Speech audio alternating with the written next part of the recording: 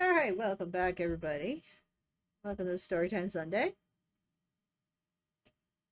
And hey, we're finally going to be finishing up uh Dawn of the Aspects. How about that?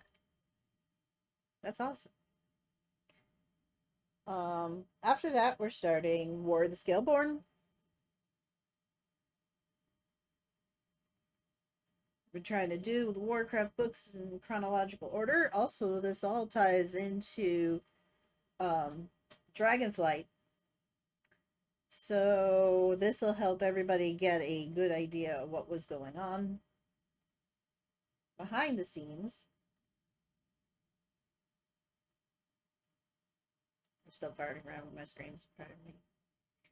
But all right. So we found out Tyr in the past had that same device that is controlling Kalik into being Malagos. In the past, Tyr got his arm chewed off while he was holding that device, and that's why it was found within the bones of Galakrond many years later. Now, if I if I remember what this should be, technically, this should be either a recorder for some reason that he's recording history for some reason. I have no idea. Or he's recording samples of each dragon as a backup. Now we know this from Dragonflight that the discs that we were looking for before in vanilla are actually like CD-ROMs. They have programs on there so that when a Titan is lost, they can actually a Titan construct is lost, they can reprogram a new one, and that's what Tyr is. Um, So I'm not sure if it's trying to overwrite Kalik into being Malagos, and that's how they keep them being aspects, or he's just reliving history and he's kind of getting lost in the sauce. Um, so we're getting near the end. Eventually Galakron's gotta go. Everybody's talking about how the how Dragonflight retcons it, and it doesn't really. Um, it's an alternate because I played the scenes. It's an alternate Azeroth that this happens in. They just happen the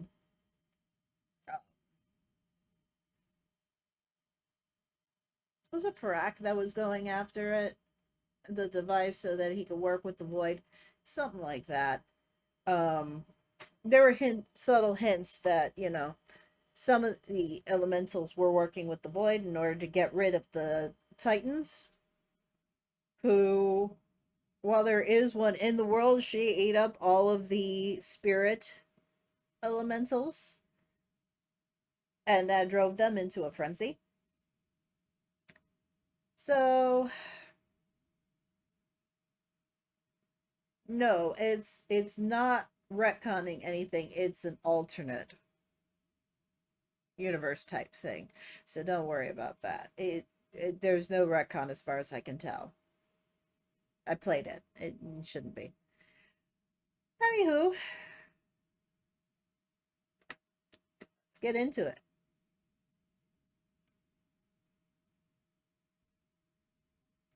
Jaina knelt between Kalik and the artifact, caught between the knowledge that she needed to work fast to save the blue dragon, and the great desire to hold and comfort him if these were to be his last minutes, no matter what she attempted. Kalik continued his grisly metamorphosis, the proto-dragon elements far more pronounced, and the rate of his breathing so rapid that the archmage could not believe that his lungs had not already exploded. This can't be what this device was meant for, Jaina insisted to herself. It makes no sense. She concentrated on the pulsing artifact. Her eyes widened as she noticed what she had believed to be a single solid object actually had two components.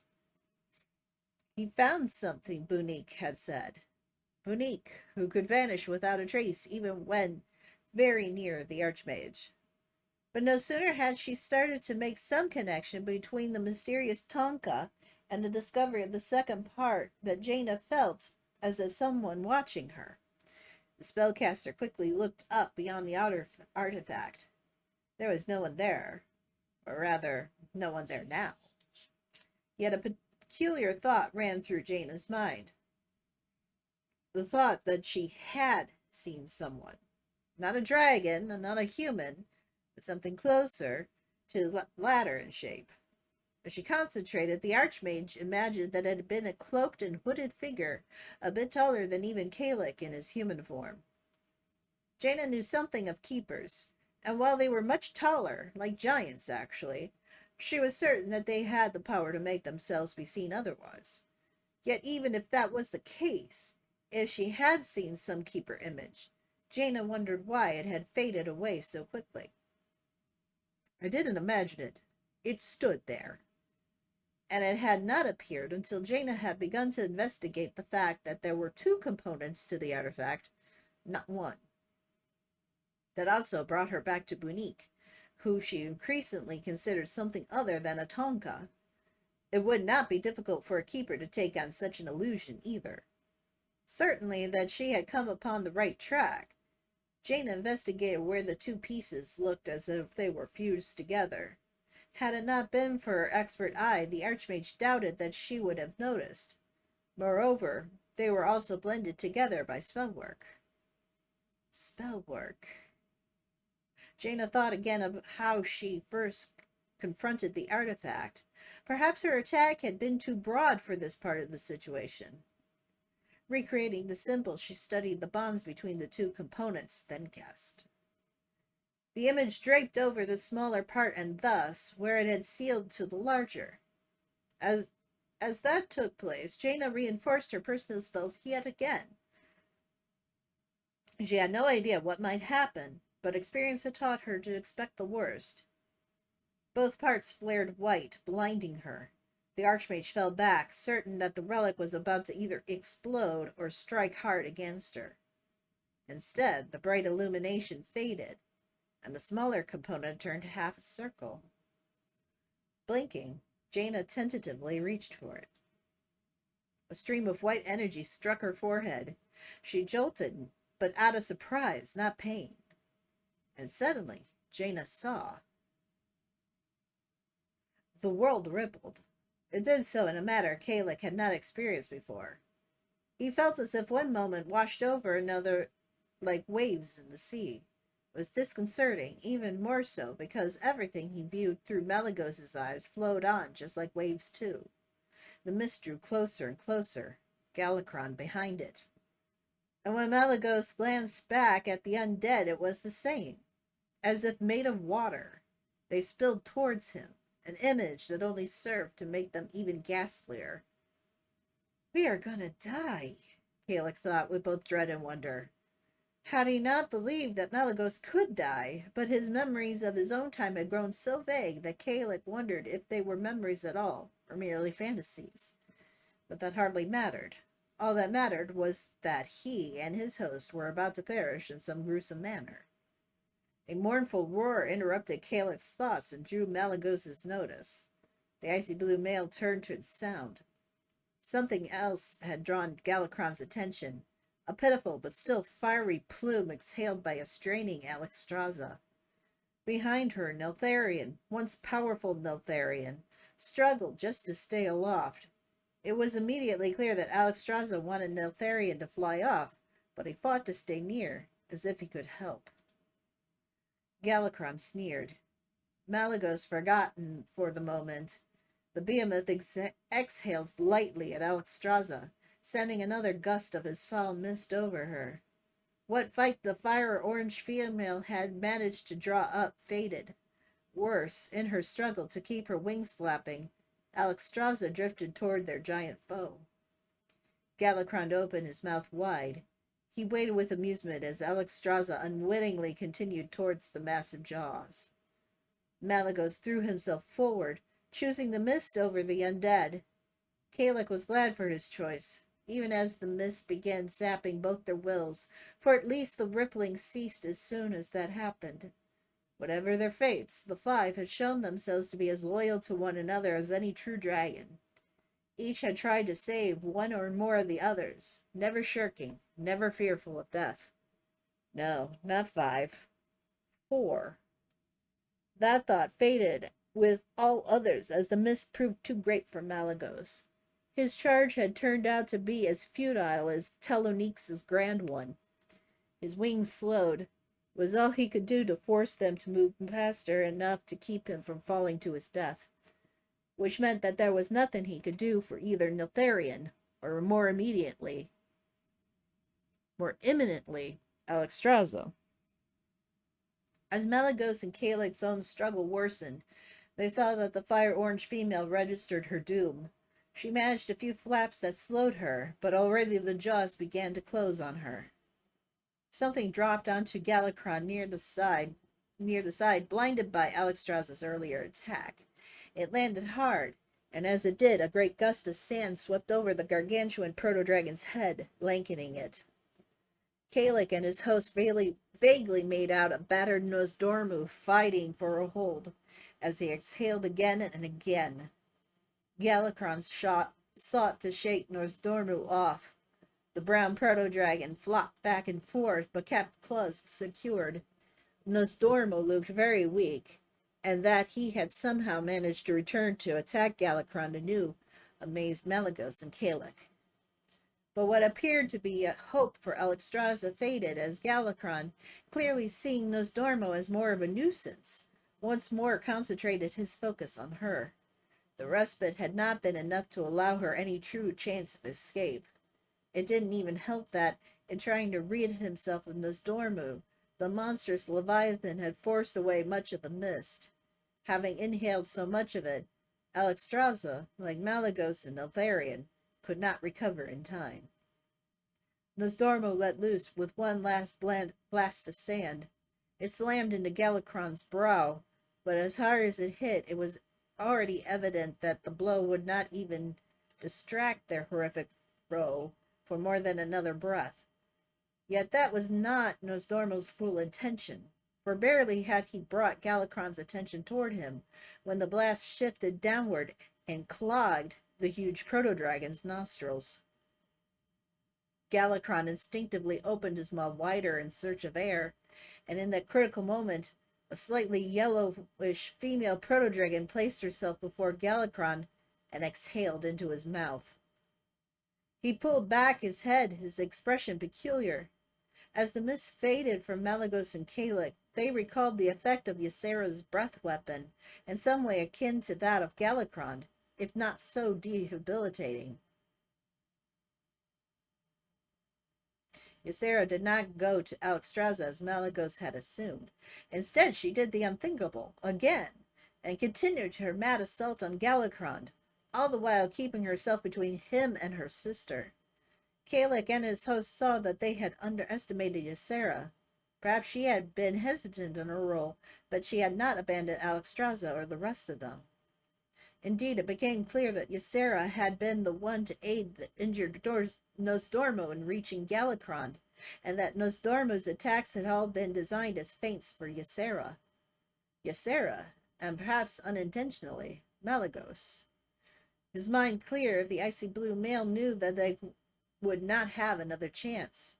Gallicron hovered, disoriented, but that would not last much longer. If Malagos could. A hiss warned him of a threat that he had forgotten.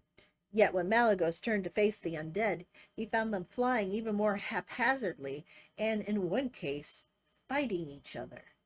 At first perplexed, Malagos realized that Gallicron's disorientation had affected his rotting slaves. This is exactly the same thing that happened to Arthas. When he got distracted, he lost control of the Scourge. And in doing so, he lost control of Sylvanas. And that's when she took over and started to rally those that had their wills coming back to fight him. This is kind of the same thing. All this scourge in dragon form, he's losing control of them because his attention's somewhere else. His will is not strong enough right now. Malagos exhaled on the fighting pair, sending him falling frozen together. He wanted to deal with the rest, but Ysera's warning roar brought him back to Galakron. Alexstrasza's sister raced above Galakron's head, exhaling into the monster's mouth and slashing with her claws everywhere.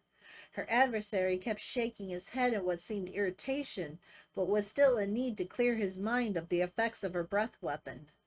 Malagos admired Ysera's efforts thus far, but could not help noticing that Galakron's eyes were becoming more focused.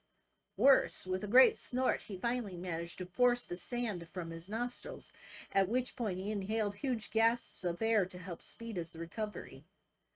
But in observing all this, Malagos forged a plan. It was akin to a past attack that they had tried against Galakron, but in that attempt they had fought more as individuals and not as one.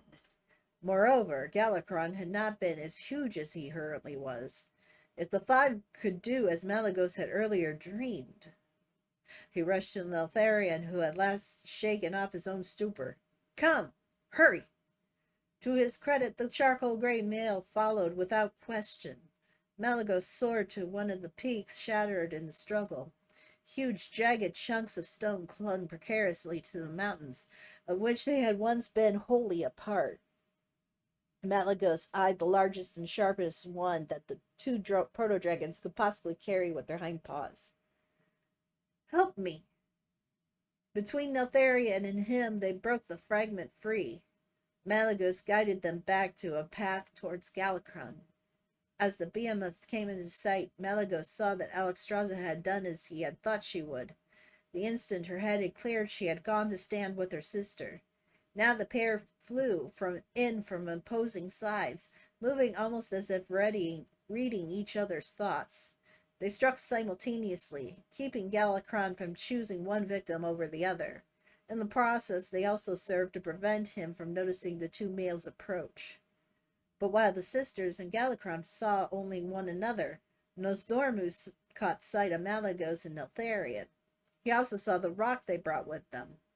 Whether or not Nosdormu understood just what they planned to do with it, he evidently realized that they needed to get much closer. Throwing himself up from the relative safety of his current position, the brown proto-dragon managed another exhalation. The column caught the top of Galakron's brow ridge, causing him to look down instinctively as he had before. As he did that, Alexstrasza and Ysera increased their own assault, now alternating so that as he raised his head again, Galakron remained concerned only with them. But just as it seemed things were at last coming together, Neltharion roared, "Not living!" Twisting his neck hard, Malagos discovered some of the undead almost nipping at their tails. The creatures did not fly with the relative coordination that they first had, which to both Kalak and his host revealed that Galakron had completely released his hold on them. Whether he had done so intentionally or simply because he had become too distracted to maintain any link could not be said. What did matter was that the animated corpses had returned to whatever passed for their instinct and were flying after the closest potential meals. And with Malagos and Neltharion carrying a heavy burden between them, the two males looked like very easy meals. "Neltharion, it is strong!" Malagos roared, a desperate addition to the plan hatching. "Neltharion could carry the stone by himself." The charcoal gray proto-dragon's eyes narrowed. "Neltharion is strong. So is Malagos, and smarter than Neltharion." Neltharion opened one paw. The rock shifted. Without thinking, Malagos tightened his own grip. He knew what Neltharion intended. It was what he himself had been about to do, but was already too late to stop the other proto-dragon. Neltharion released his remaining hold. Malagos grunted from effort as he fought to keep the rock from slipping free. Kalik knew that Malagos had intended to ask Neltharion to carry the rock while the icy blue male went back to face the undead. It was not that Malagos thought fighting Galakron's puppet was easier. In some way, it merely offered a more immediate and just as grisly death. But Neltharion knew what Kalik also knew about Malagos. For the plan against Galakron to succeed, Malagos had to coordinate it. Neltharion was a fearsome fighter, the strongest of the five, but he was not the planner Malagos was.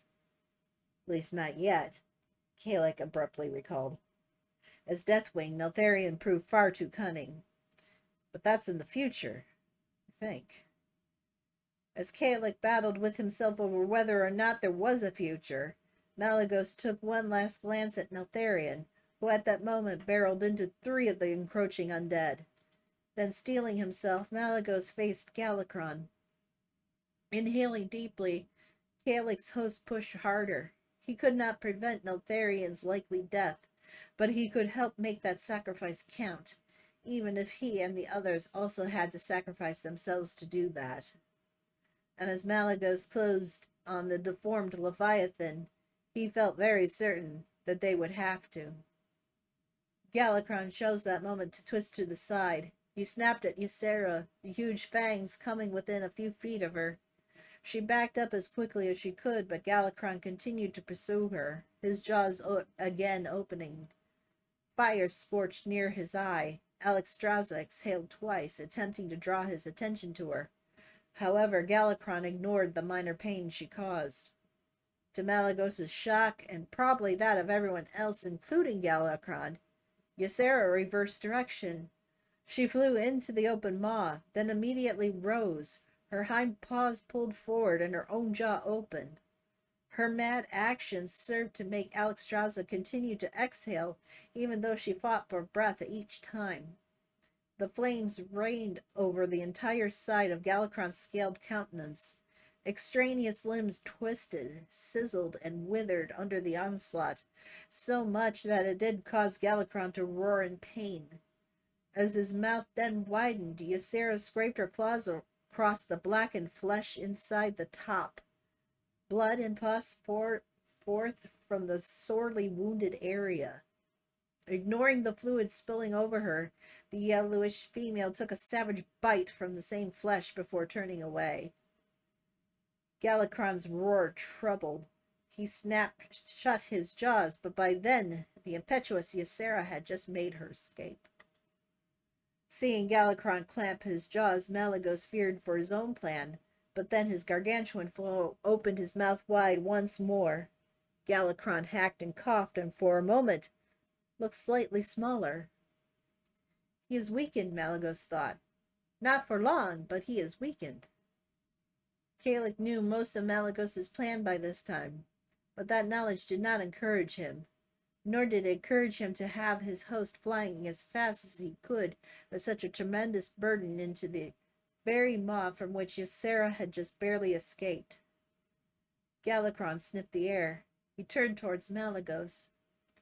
Nosdormu blasted the nearer eye with sand. Neither Malagos nor the monster had seen Nosdormu closing, the brown proto-dragon timing his attacks perfectly as usual. Galakron tilted his head away from the irritating sand, which gave Malagos the opening he needed. The icy blue male flew under the upper fangs and into a place that stank, not only from the ravaged flesh, but also from the breath of the ultimate carnivore to stride across the young world.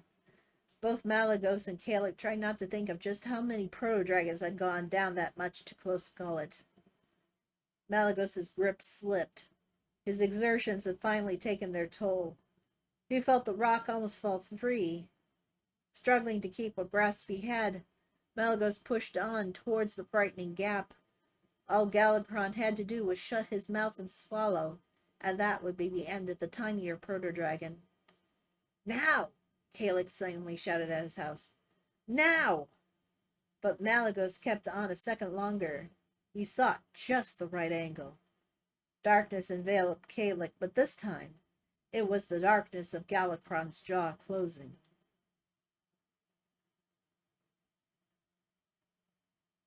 Releasing his hold, Malagos banked. Neither could see the rock's descent, but they knew the results of it in the next breath. Galacron's jaw shut open yet again, and new hacking almost deafened Kalik and his host. Taking the chance that he might be bitten in two just like Telenixa, Malagos darted out the side. However, it appeared that he need not have feared being bitten, for Galacron continued to cough, this time for another reason. As Malagos had planned and hoped, the rock he had chosen, a large pointed projectile, had slid down deep into the behemoth's throat. There it lodged, cutting off most of Galacron's breathing. The enormous proto-dragon thrashed in the sky. His tail shattered part of a mountainside. One hindpaw kicked tons of stone from another. Still unable to dislodge the rock, Galacron collided with the mountain. Rather than flying into the air again, he swiftly crawled over it. His claws and tail left devastation in its wake. Leaning over a valley, Galacron lowered his head. He shook it back and forth hard. He will free himself. Malagos had hoped that the rock would remain lodged enough at least to make their adversary collapse, preferably die. Now he worried that Galacron still had a very good chance of freeing his air passage. If that happened, Malagos doubted he would get the opportunity to try a second time. Malagos sought out Nosdormu and the sisters, roaring for their attention. With his head he indicated Galacron. As weary as they all were, they had to move in close yet again to do what they could to keep the rock lodged. Despite the urgency, Malagos looked back for Neltharion. There was no sign of either the charcoal gray proto-dragon or his horrific opponents. Malagos hissed, imagining the undead feeding on Neltharion's torn body with such vividness that Kalik could almost see it. The hiss grew more angry, more determined. Taken in Galacron, Malagos thought of not only Neltharion's death, but also those of the monster's previous victims. He dived. The grotesque Leviathan's sides heaved rapidly. It seemed impossible to Kalik's host that Galacron could breathe at all, but some air had to be writhing its way down the throat. Not enough to satisfy Galacron's needs, but enough to keep him a viable threat. The four of them swarmed ahead, each coming in from a different direction. Galacron kept his head down, his body quivered. Malagos heard a change in the breathing. It was not quite so rapid. If the stone was still stuck, it had at least shifted, giving Galacron more air. Too late. Galac's host realized that their monstrous foe had to be more aware of what was happening around him than he was before. As if hearing that thought, Galacron gazed skyward. He took in the four tiny figures. Little morsels, Galacron somehow managed. I will eat you when I can. He coughed violently, but at the same time his wings flapped wildly, not to fly, but to purposely keep his enemies away. The wings did that to Ysera and Avstraza, but not to Malagos and Nosdormu. Nosdormu seized hold one of the webbed wings, and perhaps too out of breath to exhale at the head, ran his claws over the wing's membrane. The claws cut deep, proving that there were some parts of Galacron's skin that were not impervious. Galacron's coughing ceased. He angrily snapped at Nosdormu, giving Malagos the opening he desired. The only hope remaining was keeping Galacron's airway from clearing. Malagos knew that he could have ensured that earlier.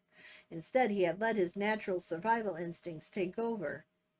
He had fled the behemoth's jaw rather than doing what must be done. The rock could never be dislodged if another large object kept it wedged in tighter. Malagos intended to be that wedge, although doing so might well promise his destruction along with that of Galacron, considering the great height from which they would plummet. Kalik, too, understood the need for the sacrifice and welcomed it.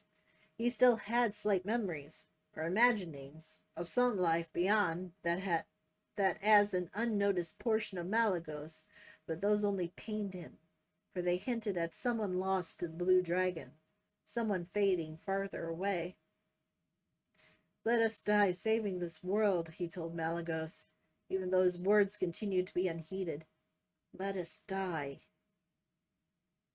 Rising on his hind legs, Galakron set one smaller forepaw against the nearest peak.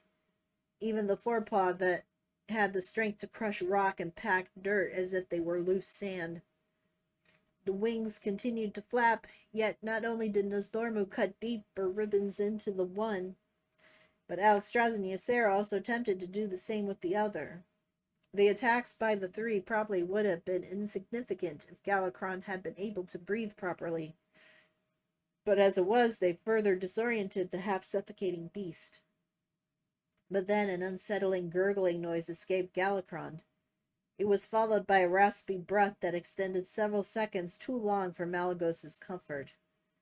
That Galakron could breathe so well could only mean that he had the rock nearly dislodged. More than ever, Malagos saw the need for his choice. The others are doing it as originally planned, keeping their gigantic foe distracted for the critical blow. They just did not realize exactly how their chosen leader had decided to make that final assault. The jaws were open just wide enough. Malagos took a fleeting measure of the gap and thought that Galakron appeared to have slightly shrunken again. The behemoth's growth and transformation had become more chaotic, likely because of the diet that had perverted his shape in the first place. Malagos tightened his approach. Pushing his momentum as hard as he could, he folded his wings against his body and darted inside. Galakron's fetid breath enveloped him, and hints of the foul mist threatened to dull Malagos's mind before he could commit himself. He saw the rock, now halfway out and leaning to one side. Galakron tried to shift it with the back of his tongue, creating more complications for the much smaller proto-dragon. The icy blue male collided with the stone, shoving it deeper. That, though, caused an instantaneous reaction from Galakron, who shook his head with greater violence and tried to exhale. Undeterred, Malagos dug into the back of the behemoth's tongue and shoved against the stone, sending it as far back as he could. A sudden tremor shook Malagos, but it was nothing that Galakron had done. Something had struck Galakron hard in the skull, with such force that the head still reverberated. Malagos saw that working to his advantage. With this monstrous opponent so otherwise occupied, Calyx's host exhaled at the area around the stone. The harsh frost sealed the stone into place, at least for the moment. Both Malagos and Calyx knew that the heat generated by Galakron would quickly overwhelm the frost. Malagos had merely wanted to give himself time to adjust his position. Seeking air yet again, Galakron opened his mouth wider. Malagos eyed the opening, the temptation to fly out of the beast a very reasonable one. Still he knew that he had to stay. A whirling form barreled into Galakron's mouth. It quickly proved to be not one thing, but rather two. One of those things was a battered and ravaged undead, which at first made Calyx and his host fear that Galakron had come up with the startling plan of sending his puppets in to do what he himself could not. Yet while the potential for that now only occurred to them, it was not the case, for the second object was clearly very much alive. Battered and bruised, scratched, but not showing any sign of having been bitten, Neltharion bared his teeth in a grin at the sight of Malagos. "Fly! Fly away!" Charcoal Grey Male insisted. Malagos peered at his own handiwork. The frost was already melting. A sudden dip nearly sent them tumbling into the jagged teeth, and also showed much jostling by the rock. "Must stay," he shouted back. "You go! All fight together! One family!" Neltharion glared at the rock as he swatted the still struggling corpse. "I will keep it in. You go!" But Malagos instead leapt at Neltharion, or rather, the ripped and torn undead. He seized the flailing body by the throat, twisting the neck so that the claws and teeth could not threaten him. Galakron shook back and forth. Malagos and Eltharion had just enough room to flutter up into the air, keeping them from being affected very much.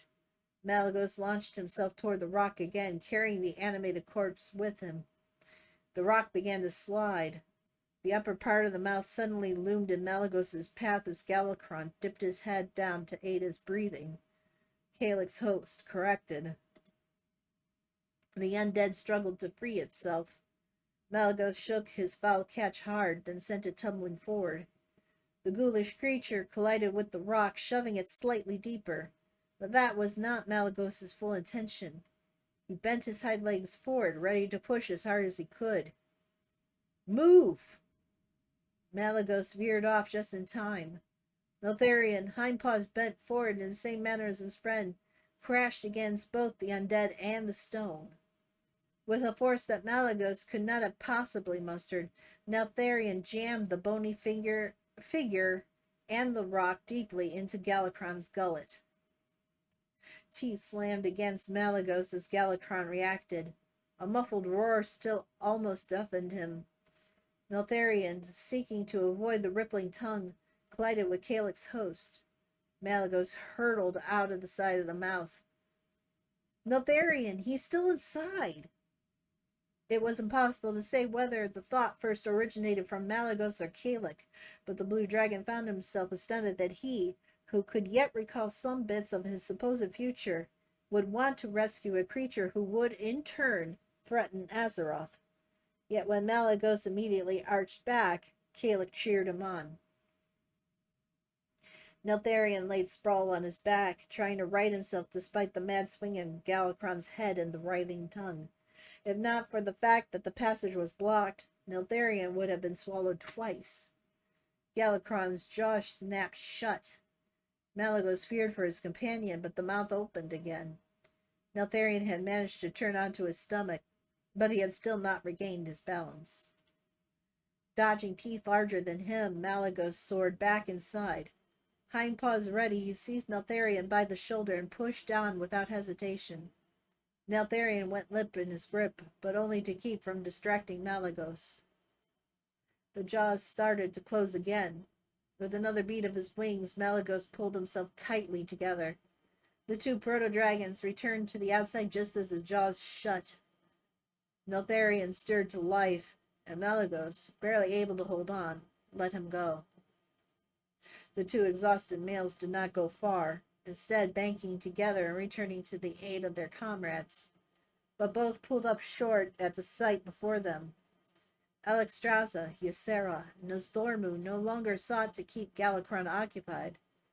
It did not have to do with the fact that Malagos and Eltharion were no longer in danger. Simply staying near Galakron was to invite doom. The gargantuan proto-dragon thrashed wildly, ravaging the nearby mountains and sending one avalanche after another down on the areas below.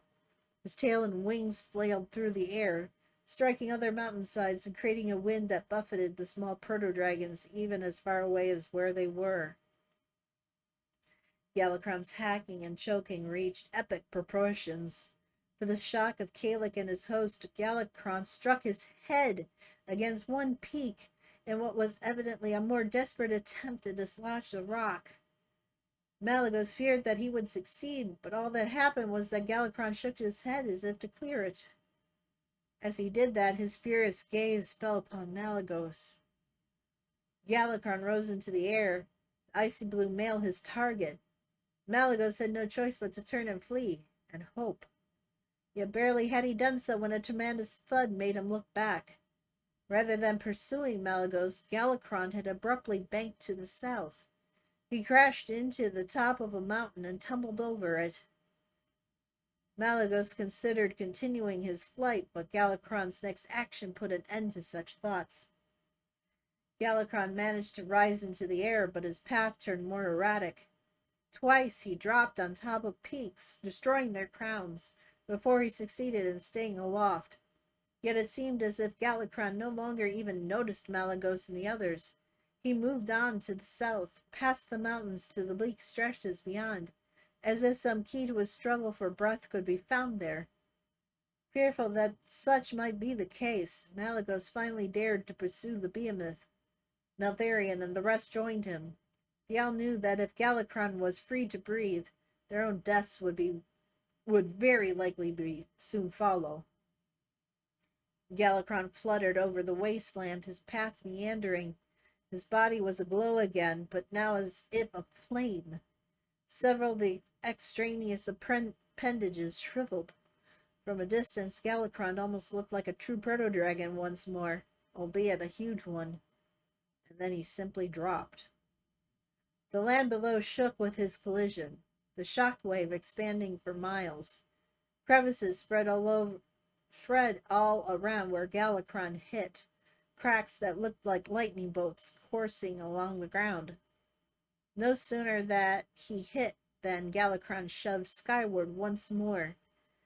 He managed to rise as high as one of the lower mountains in the distance, then fell again. While his crash did not reverberate as much as the last one had, it was no less dramatic, for it was quickly followed by the Leviathan's manic flailing on the ground. All the while Galakron coughed and hacked.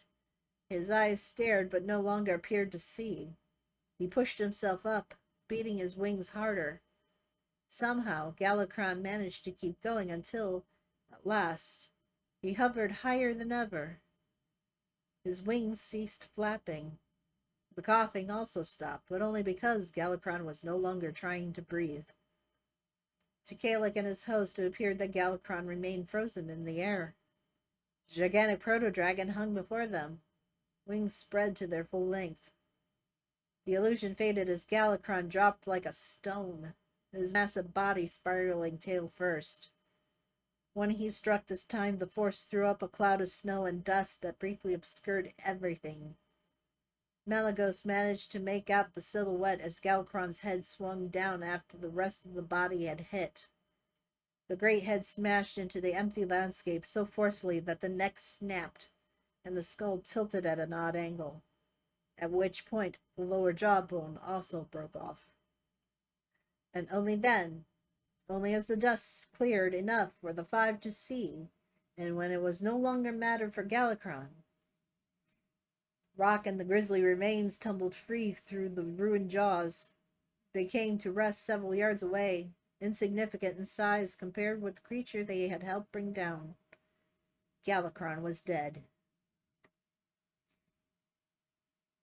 Jaina understood. She knew why the artifact had been created, and she knew why it was acting as it was. She also knew that it threatened to take Kalik from her. However, now the Archmage had the key to reaching him. Jaina only prayed she still had time. They hovered there at first, unable to believe what they saw. It was Neltharion who finally did the unthinkable, testing whether Galakron was dead by landing right on top of the heavy torso. Neltharion hit hard enough that the body trembled, but Galakron did not stir. Malagos landed before the huge head, marveling at what they had wrought. In retrospect, he knew that he had not expected that they would live, much less triumph. The immensity of their victory only now registered with him, and the proto-dragon shook. Alexstrasza and her sister joined him. Nosdormo circled the great corpse once, then descended. Neltharion abandoned his perch atop the torso to fly next to the brown proto-dragon as they headed toward the other three. Neltharion dropped next to Malagos. "We have won! We are powerful!" "We are lucky," Malagos murmured in turn. The charcoal gray male cocked his head, then nodded. "Lucky too. Yes." But this was more than luck, just as Neltharion indicated. An increasingly disjointed Kalik decided, "We won because we fought as one." He no longer thought of himself as ever having been a separate entity born in a time long after this. Kalik knew that he had always been a hidden part of Malagos. He assumed the other proto-dragons had similar secondary personalities, but that point was not very important to him. What mattered was that he and Malagos, along with the others, had managed to bring down Galakron. The world was safe. He was right. He insisted he was right. a feminine voice declared from behind them. We should have listened better, agreed a masculine one that sounded to Malagos and Kalik like none other than Tyr. As one, the proto-dragons whirled around, teeth and claws readied for a possible attack. But instead, they confronted two cloaked and hooded forms with shadowed faces. One stood as tall and as broad as Tyr had when he and Kalik's host had first met. The other was slightly shorter and slimmer. Malagos judged the smaller to be the female, and proved correct when the figure spoke again. Hail to you, victors. We in this world owe you a debt. Where is Tyr? Malagos asked impatiently. You took him? We did take him, the male responded. His injury would have proven fatal otherwise. He's well, but not recovered. The more the male talked, the more Malagos noted something familiar. Heard you in my head. You told us the way through mountains. There were things you needed to know, such as Galakron devouring both the undead and the living. We also sought to give you a few moments' necessary respite. But Galagos was still not satisfied. Aware now that Tyr's kind had been observing and acting surreptitiously, he needed to know one other thing. Tyr fought. Tyr fought and almost died. You could have fought. You could have won. Power does not mean victory, the female answered solemnly. We might have won, or, more likely, we would have made things worse. Tyr had a point there, too, when last he tried to urge us to a course of action. We were beyond caring, though, indifferent to everything once our suggestions to him were found to be without merit. We let our duty in this world slip away, her companion continued bluntly. We were unfit to protect it, unlike you. For the first time he moved, raising a hand identical to Tyr's toward Malagos and the other four. Tyr was correct in many things, but in most of all in this. He was right in what he found in the five of you.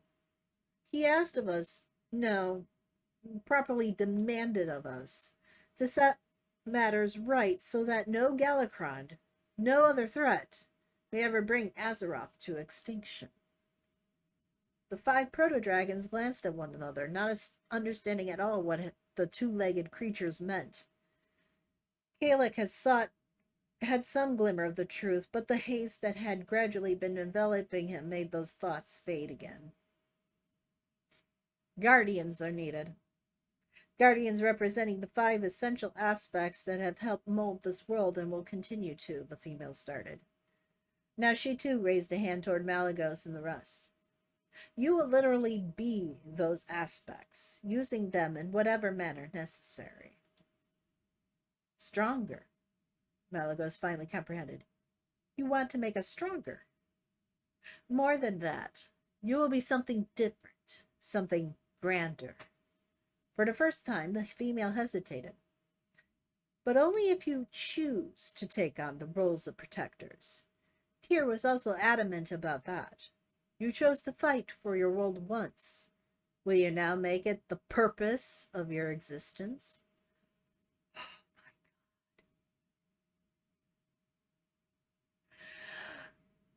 Okay. Side note here, okay?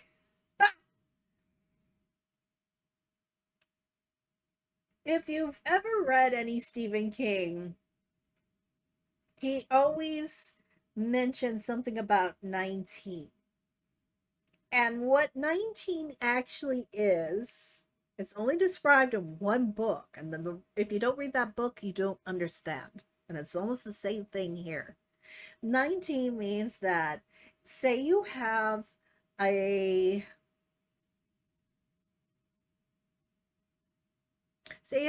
particular BMW, right? Certain color, say it's black, okay? Suddenly you start seeing them everywhere. You always see that same model of BMW in black every single time. It's something in it's like a Matrix thing where it's like there's duplicates of something, and then you just start noticing that those duplicates are in there. And the hell, the purpose of your existence has always been there. Because this was written around Cataclysm. Holy shit. I didn't even realize this. Hey, that's WoW's 19 is purpose. What is your purpose? You have a purpose. Oh my god. I'm sorry. I had to take a moment there and just kind of like freak out for a moment. Like, there it is. There it is in print right there saying the purpose of your existence. What the hell? It was always there. Holy cow. I didn't realize this. I keep running into it. It was just slapping you in the face in Shadowlands, and I was just like, what the hell are you talking about? And it's like, oh, it's been there all along, and you just didn't realize it. Oh, okay. Until you do, until you are realizing it, you know? All right. All right, side note over. The words were big ones, but Malagos found he understood better than he would have expected. There was much he grasped in that even a season ago he would have believed impossible to decipher. And in understanding that, his decision was easy. I will do this. He looked to his companions. Alexstrasza was already nodding her agreement. Ysera was not far behind. Nosdormu appeared to mull over the offer for a moment and then, with a hiss, added his nod. Only Netherian had not answered yet. Indeed, Malagos found his friend staring off toward the mountains, as if he were listening to something. Malagos let out a low, short hiss that brought Neltharian's attention back to the gathering. With what seemed almost impatience, the charcoal-gray proto-dragon blurted, "Yes. Yes." So they're saying here that the Void was already talking to him before he was even an aspect. See, I thought it started when he became the aspect of the world, which was already corrupted by the Void. The Titans could never completely clean that out. So apparently he was listening to this early on. But now that this is the only time they ever mention it. Fascinating. Then we shall begin now, the male announced to the proto-dragons and to the air itself. And all at once Kalik stirred from the fog. He realized what was about to take place. The female figure, who, like her partner in Tyr, radiated a presence much more astounding than what could at the moment be visibly seen, had even used the key word. Aspects, she said, Kalik recalled. This is how Malagos and the others became the aspects. The actual event had been enshrouded in mystery even for the other dragons. Kalik suddenly remembered that, when he was much younger, he had sometimes wondered how the five had come to be the world's defenders. And with those memories returned others, so many others. Kalik knew again who he had been and what had happened that had drawn him into these visions. Kalik! He jolted. No, Malagos jolted. Kalik shook his head. Malagos's head. For the first time, Kalik had control. Kalik, look at me. Jaina? He gasped, turning. Jaina! But it was not Jaina he faced, rather Alexstrasza looking intently at him. Kalik, the fire-oranged proto-dragon murmured. Look at me. Near them, two more hooded figures materialized. Kalik found himself caught between wanting to see what was happening and wanting to finally escape to his own existence. He wanted his life more than he had in many months, whether or not he was no longer an aspect. Concentrate, Kalik. The artifact is trying to do what Tyr tasked it with, but the foulness that was Galakrond tainted it over the millennia, distorting its function even as it still sought to serve Tyr and the aspects. Huh. Okay. Kalik tried to seize on her words, but at the same time the newcomers raised their hands. He also suddenly sensed that there was another greater presence acting through the keepers, that presence being the true force bringing about the proto-dragon's coming transformations. The Titans. It's happening, the blue dragon thought. The Titans are the ones overseeing the transformation, the creation of the aspects. As they raised their hands, the figures also changed. They began to grow. Their hoods and cloaks fell away, revealing four giants akin in appearance to what Tyr revealing four giants akin in appearance to Tyr when he had fought Galakrond. The keepers continued to swell in size, and their bodies glowed with tremendous power. Kalik! Alexstrasza called more sharply. Look at me! Only she could have drawn him from this moment. Kalik at last concentrated fully on Alexstrasza, seeing in those reptilian eyes human ones. The world began to turn on its head. Everything except the eyes into which Kalik stared now appeared as if he were looking through water. Kalik felt his bond with Malygos fade, and with it the grip of visions had on him. Darkness enveloped the blue dragon. Only the eyes, Jaina's eyes, brought any illumination. Kalik held her gaze because he understood that to lose that hold would mean his doom, and also because those eyes were hers. With a gasp, Kalik at last truly woke up. He felt the floor beneath him. He detected the sense of the nexus, the traces of generations of blue dragons and the inherent smells that he associated with so much magic. But most important, he saw not only the eyes of Jaina Proudmoore, but also her face. Her human scent, so unique among her own kind and so enticing to him, lingered in his nostrils. Kalik tried to speak, to say her name, but it came out as a croak. Hush, Jaina murmured, her hand gently touching his cheek. Hush. Give it a second. He was too impatient, though. Jaina, you brought me back. Nothing will take you away from me, ever. Her tone was blunt. He knew she meant what she said, and he felt the same. Reaching up a hand without scales or claws, Kalik touched her cheek in turn. Then he recalled the bane of his existence. He looked to the side and saw that despite what he could have assumed, Jaina had not destroyed the artifact. It sat nearby, its glow very slight, but still there. With an angry hiss, Kalik started a spell. No, Kalik. Using both hands, the Archmage brought his eyes back to her own. The artifact means no harm. Remember what I said to you in the vision. You said... He did not go on, instead asked, how did you know?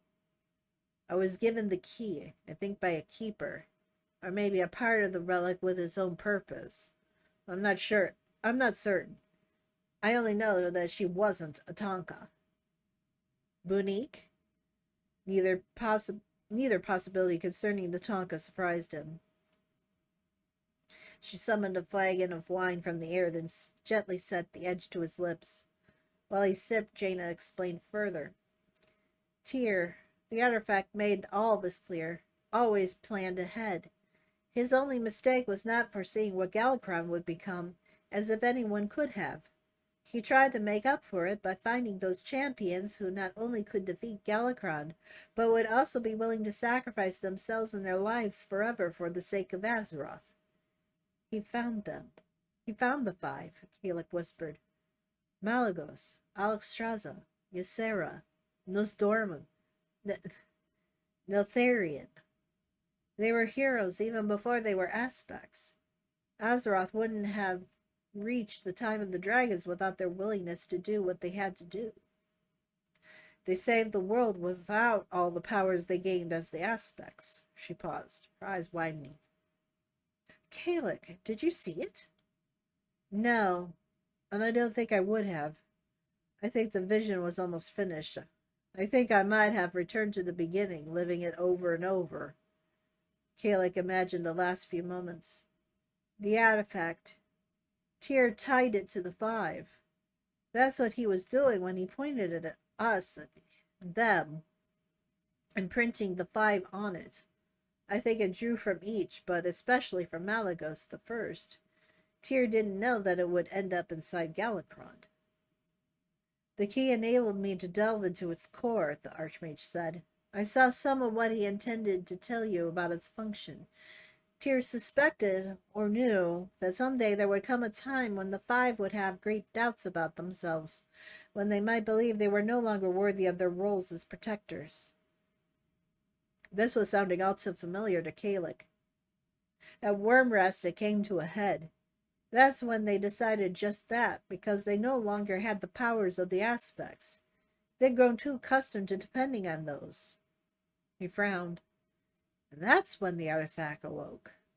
It sensed that what Tyr feared had happened, if not quite as he calculated, and tried to act as he wanted. The only problem were the great amounts of time and Galakrond's taint infiltrating its magical matrix. Kalik tried to stand. With Jaina's arms around him, he finally managed. On somewhat unsteady legs, he walked to the relic. It no longer disturbed him, now that he knew what it was meant for. Tyr wanted them to be reminded of what they once were and how much they had accomplished even then. To Jaina's shock, Kalik picked up the artifact. What are you planning to do with that? He thought of all he had lived through in the visions and what he had seen of young Malagos and the other four. There was only one course he could take after that. I'm going to call a convocation. He waited quietly in the chamber, hoping he was not waiting in vain. He had arrived at Wormrest more than 4 hours earlier, wanting to reach it before the others. Kalik still sensed nothing beyond the temple's walls. The others should have been there by now. It was already well past the hour on which they had all agreed. With a grimace, Kalik recalled how, in truth, the three had only said that they would fly to Wormrest after he had pestered them over and over. It would not surprise him if they had changed their minds. For the moment, he remained in his humanoid form, preferring it now for a variety of reasons. One was that he could better handle the artifact as he desired. The relic currently sat in the very center of the chamber, a few feet ahead of Kalik on the platform. It pulsated quietly. Its functioning had been corrected by Kalik and Jaina. Galakrond's taint had also been expunged, at least as far as either could tell. If they do not come, I will have to bring it to each of them. Even that might not solve the situation. The other three could very well refuse to see him. Well, Kalik, can you tell us now for what reason you insisted we return here? He could not help jumping. Alexstrasza, reformed humanoid, strode into the chamber, looking every bit as radiant as when he had seen her in the forest. There was no sign of Ysera and Nosdormu, but Kalik suddenly sensed their presence nearby. We've been here for a while, he muttered. We needed to discuss some things first. Now we are ready to hear you, if you still wish to call this gathering. In response, Kalik took a few steps back from his position and transformed into his draconic form. He peered down at Alexstrasza. I do. Very well. She started toward her usual place, changing as she moved. By the time Alexstrasza halted, she too was no longer humanoid in appearance. Barely had she finished changing when Nosdormu and Ysera also entered. Unlike Alexstrasza, they did so in their draconic shapes and not in humanoid ones. They said nothing as they positioned themselves. Thank you for doing this, the blue dragon quietly said. Just what are we doing? Ysera interrupted. Best tell us quickly. You said it had to do with that thing. which I know I have seen somewhere before. Kalik immediately concentrated on the relic. Nosdormu hissed, "Just what are you?" Tyr's creation glowed brightly. The three other dragons' gaze became locked on the relic. Kalik let out a deep breath. As it had done with him, so the artifact now did with the others, not only in not so haphazard a way. All relived their past, from their first meeting with one another to the epic struggle. But whereas Kalik had been caught up in the visions for days, three others were only entranced for a minute, maybe two. In that short time, though, their reptilian countenances displayed a series of emotions, none of which, unfortunately, told Kalik how they were taking this sudden journey. The artifact's glow all but faded. As Kalik expected, Alexstrasza's and the others stirred. I was... Ysera hesitated. Nosdormu stared at the relic. That thing. Alexstrasza looked put out. Kalagos, you should not have done this without our permission. Would you have given it? Of course not, Ysera snapped. Then, sounding surprisingly softer, Alexstrasza's sister added, but we would have been wrong. Nosdormu turned his baleful glance from Tyr's creation to Kalik. Explain this. And yourself. Kalik did, telling them what he had gone through and the things he had experienced in the vision. He told them everything except Jaina's part in it as she had requested. And when he was done, even Nosdormu looked astounded. I wondered for some time after why he had brought forth that thing, the former aspect of time muttered. What a foolish notion to think that he could change what has happened by reminding us of this incident. It was hardly just an incident, though, the Red Dragon pointed out to him. And your own tone betrays you, Nosdormu. You lived it again, just as my sister and I did. You remember how you felt then, how we all felt. What does that matter? Ysera blurted. Kalik seized control again. What matters is what Tyr wanted you to see, what you have to see. When we gave up our powers to save Azeroth, you three, who wielded them for so long, willingly did a great and noble thing. Throughout the millennia as aspects, you more than once proved yourselves willing to sacrifice your lives. He looked at each of them, daring someone to deny what he said.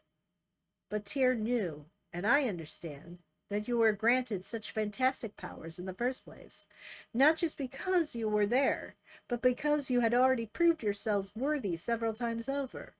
Proved yourselves worthy as proto-dragons. Nothing more. Nosdormu grunted. We nearly died several times over. But you did not. No, we did, Alexstrasza exhaled. Not literally, but we did die. We forgot what we once were, how we originally were. We did exist before we became aspects. She set herself before Ysera and Nosdormu. We existed, and we fought thinking not of ourselves, but of everything. Kalik pulled back again. Alexstrasza understood, but did the others? You fought very well for a runt, Nosdormu remarked to Ysera. I thought you mad at times, but admirable. I had her to keep up with, Alexstrasza's sibling replied with a nod towards the Crimson Dragon. And you were always there to lend your strength at the right moment, Nosdormu. You know that. We all fought very well that day, Alexstrasza agreed. Even Malagos and Neltharion. The three were silent for several seconds. Then as one, they turned to face the youngest of their party. Kalik remained perfectly still, aware that anything could alter in the moment. Alexstrasza shook her head. You should never have done this, Kalik. It was ill-advised, Nosdormu added. Risky, Ysera concluded. But it had reminded us of much, her sister went on. Reminded us of, most of all, of who we were and still are. Alexstrasza again glanced at the other two. We have far more to think about. Would you not agree? Much, the bronze dragon answered. Ysera nodded. Something that had been bothering Kalek finally demanded attention. I have to ask one thing. We all know Galakron is father of dragons, but it did not begin that way, Alexstrasza murmured. The first dragons to come after us knew only of the great skeleton already long lying in the dragonblight. We made certain that the truth about Galakron would remain secret, for fear that some other might decide to follow in his insidious path. Because of his immense size, many could not fathom him as anything else but a true dragon. We chose to encourage the misunderstanding, Nisdormo interjected, and in his perverse way, Galakron did cause the rise of dragons. A father, in some sense, not exactly as we led all others to believe. And we shall continue to leave it that way, the red dragon quietly declared. Then, before a startled Kalek could react, Alexstrasza turned and scooped up the artifact. I will tend to this. Its work, Tyr's work, is done. We may not be aspects anymore, but we are still ourselves. I, for one, think that perhaps there is some more I can offer the world after all. We can only wait and see. I understand. Finally, Kalek finally dared reply. The next convocation had better be for more urgent matters, Nosdormo commented as he spread his wings and started from the platform. Promise that. I promise. You're a stubborn one, Ysera murmured as she followed Nosdormo. I can appreciate that. Kalek was left with Alexstrasza. She tightened the grip on the relic. Should I ever find that Tyr lives, I will thank him for reminding us. As I do not know if I will have that chance, I thank you in his place, Kalek. There is no need. Yes, there is. You still remembered life before assuming the mantle. You remembered enough to make certain that Tyr's hopes rekindled our own drive. So I thank you for that and much else. She left the dais, but before reaching the exit, briefly turned back. Oh, and thank her for us also. Alexstrasza departed before Kalek could regain his composure. He immediately whirled toward a distant column half in the shadow. You heard her? Part of the column separated from the bulk. As it did, it became Jaina Proudmoore. I shouldn't have come with you. I'm sorry. What will she do? He shrugged. Nothing. Maybe find a way to thank you again? I should have known that she, of all the three, might sense you. He shrank down into his humanoid form. Unperturbed by what she had just witnessed, Jaina gladly fell into his arms. For several seconds they did not speak. Then Jaina said, Did it work, Kalek? Will they rejoin the world? Azeroth needs them. Azeroth needs them. 3 simple words, but Kalek thought about how much those words covered. The 3 elder dragons carried among them such knowledge, such experience, courage, and wisdom alone, that to lose even those things would leave the world sorely lacking. That, Kalek knew, could not be allowed to happen. I think they will, he finally answered. They've always been true to themselves. They'll see the truth more now than ever. They'll see the truth more than ever now. They just forgot for a while. Without warning, she kissed him. He replied in kind. When they separated, Jaina whispered, I'm so very proud of you, Kalek. I don't know why. There are many reasons. Most of all, for not forgetting yourself either. You still have a role in this world, too. Several, in fact, I'd say. They had discussed some of this while he had been preparing for the convocation. After living through the visions, Kalek was now reconsidering his decision to let other blue dragons choose their individual paths. He still had much to mull over and might yet decide to keep matters as they were, but there were factors favoring restoring the blue dragon flight, not only for the sake of Azeroth, but for the sake of his own kind. He had shirked his duties just as the others had done, but he would make up for that now. And there were other roles. Roles that he had yet to completely figure out, except that Jaina insisted she would be there to assist him. Their powers combined would be potent enough, but both believed that their hearts combined might be, in some way help guide Azeroth yet more for the better. Kalik thought it would be interesting to find out. We should leave, he told Jaina. She nodded, then stepped back.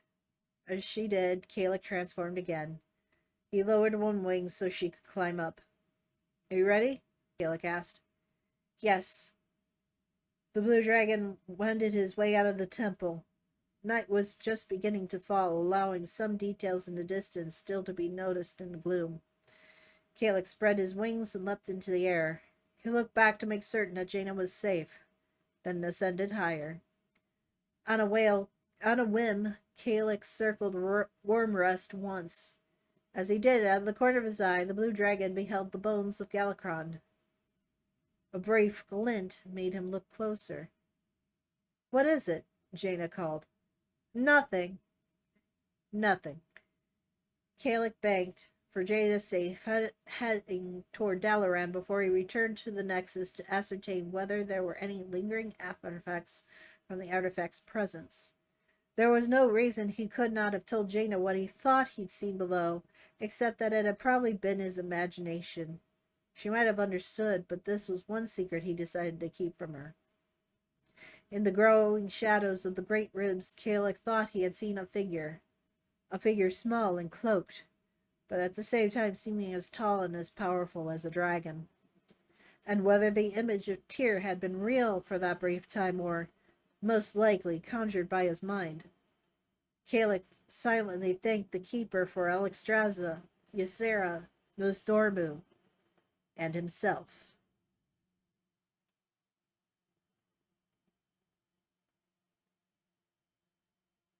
That was sort of right.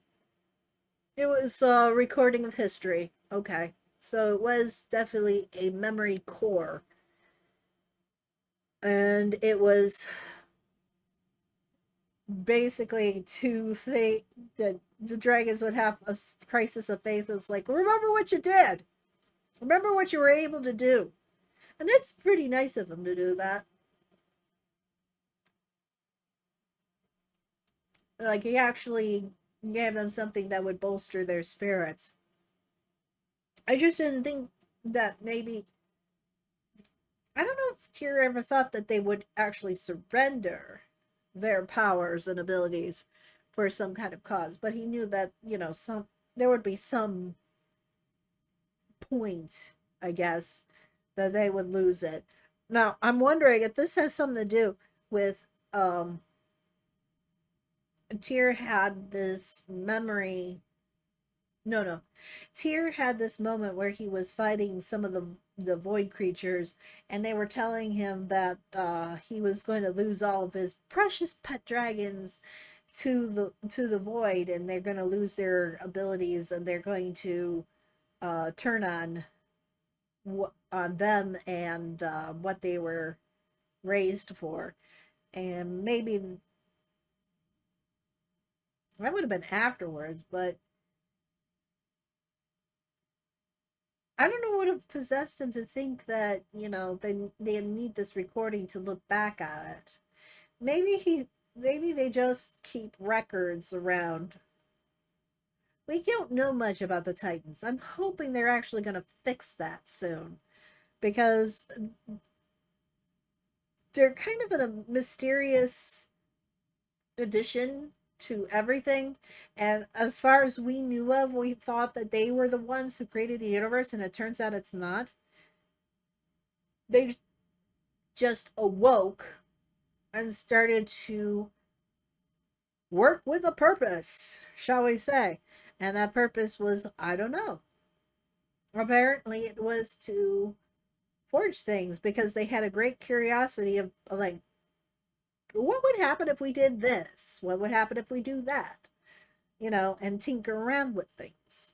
They seem to be like, great giant godlike tinkers. But they're definitely not the first ones. They are definitely not the creators of the universe. They're the ones who took the universe and tried to reshape it a little bit, it seems. So,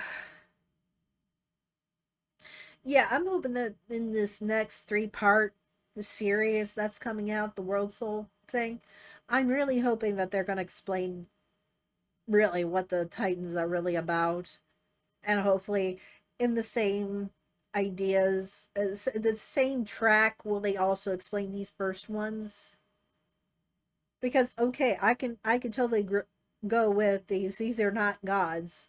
They're just kind of sitting there being posers like they are, but they're not. Um, but I'm really hoping that they're going to explain this soon. All right, we got a new book. This actually ties in with Dragonfly, as you can see from the title. And the oh my god, I didn't do this. Oh, hang on a second. Let me do hang on, hang on. The funny thing is this looks like it's borrowed from um a Dragonlance book cover, which is hilarious. It's also by Richard Knaak. Um, let me see how I can pull this up. Hang on. Hang on. Let's see. I forgot to do this.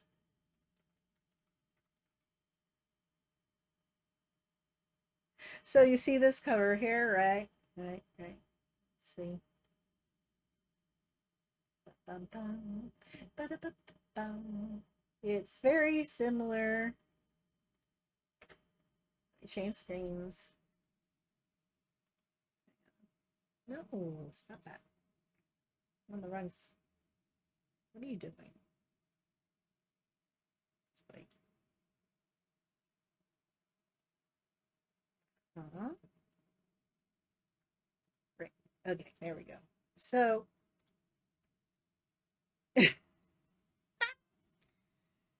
very similar. Very similar. Let's see, there's that one. And let's see if I can pull up another one. Oh, there we go. And one other, let's see.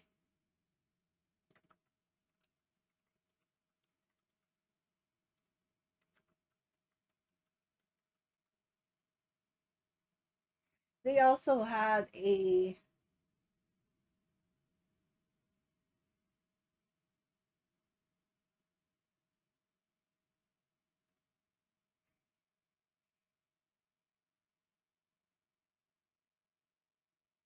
that's not it.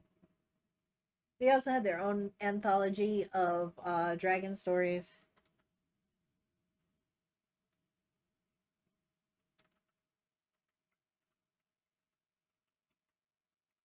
Uh,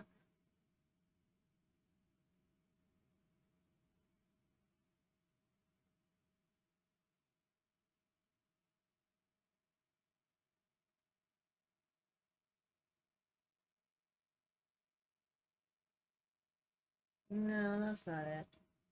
There was another one. They had a blue and red circling each other, and I'm trying to remember what was the title of that book.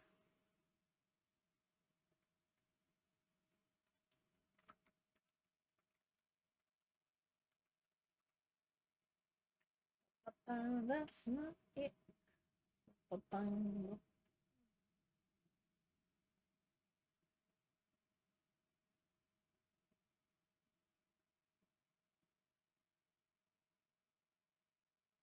Isn't it?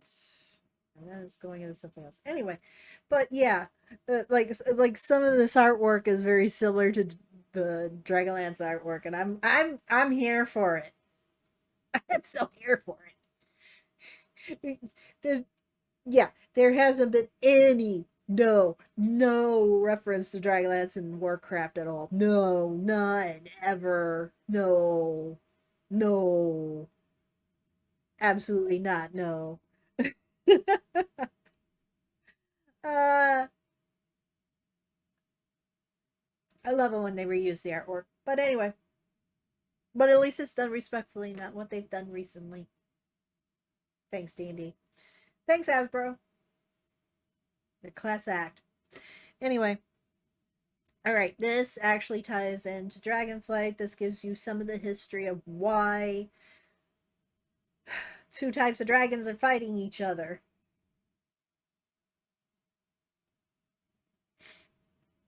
How everything became to be. Gives you some idea about the Drakthir, of where they came from, purpose, and all that kind of joy. So, they actually give a butt to Alexstrasza. Is that a butt? Damn. She is blessed. Anyway.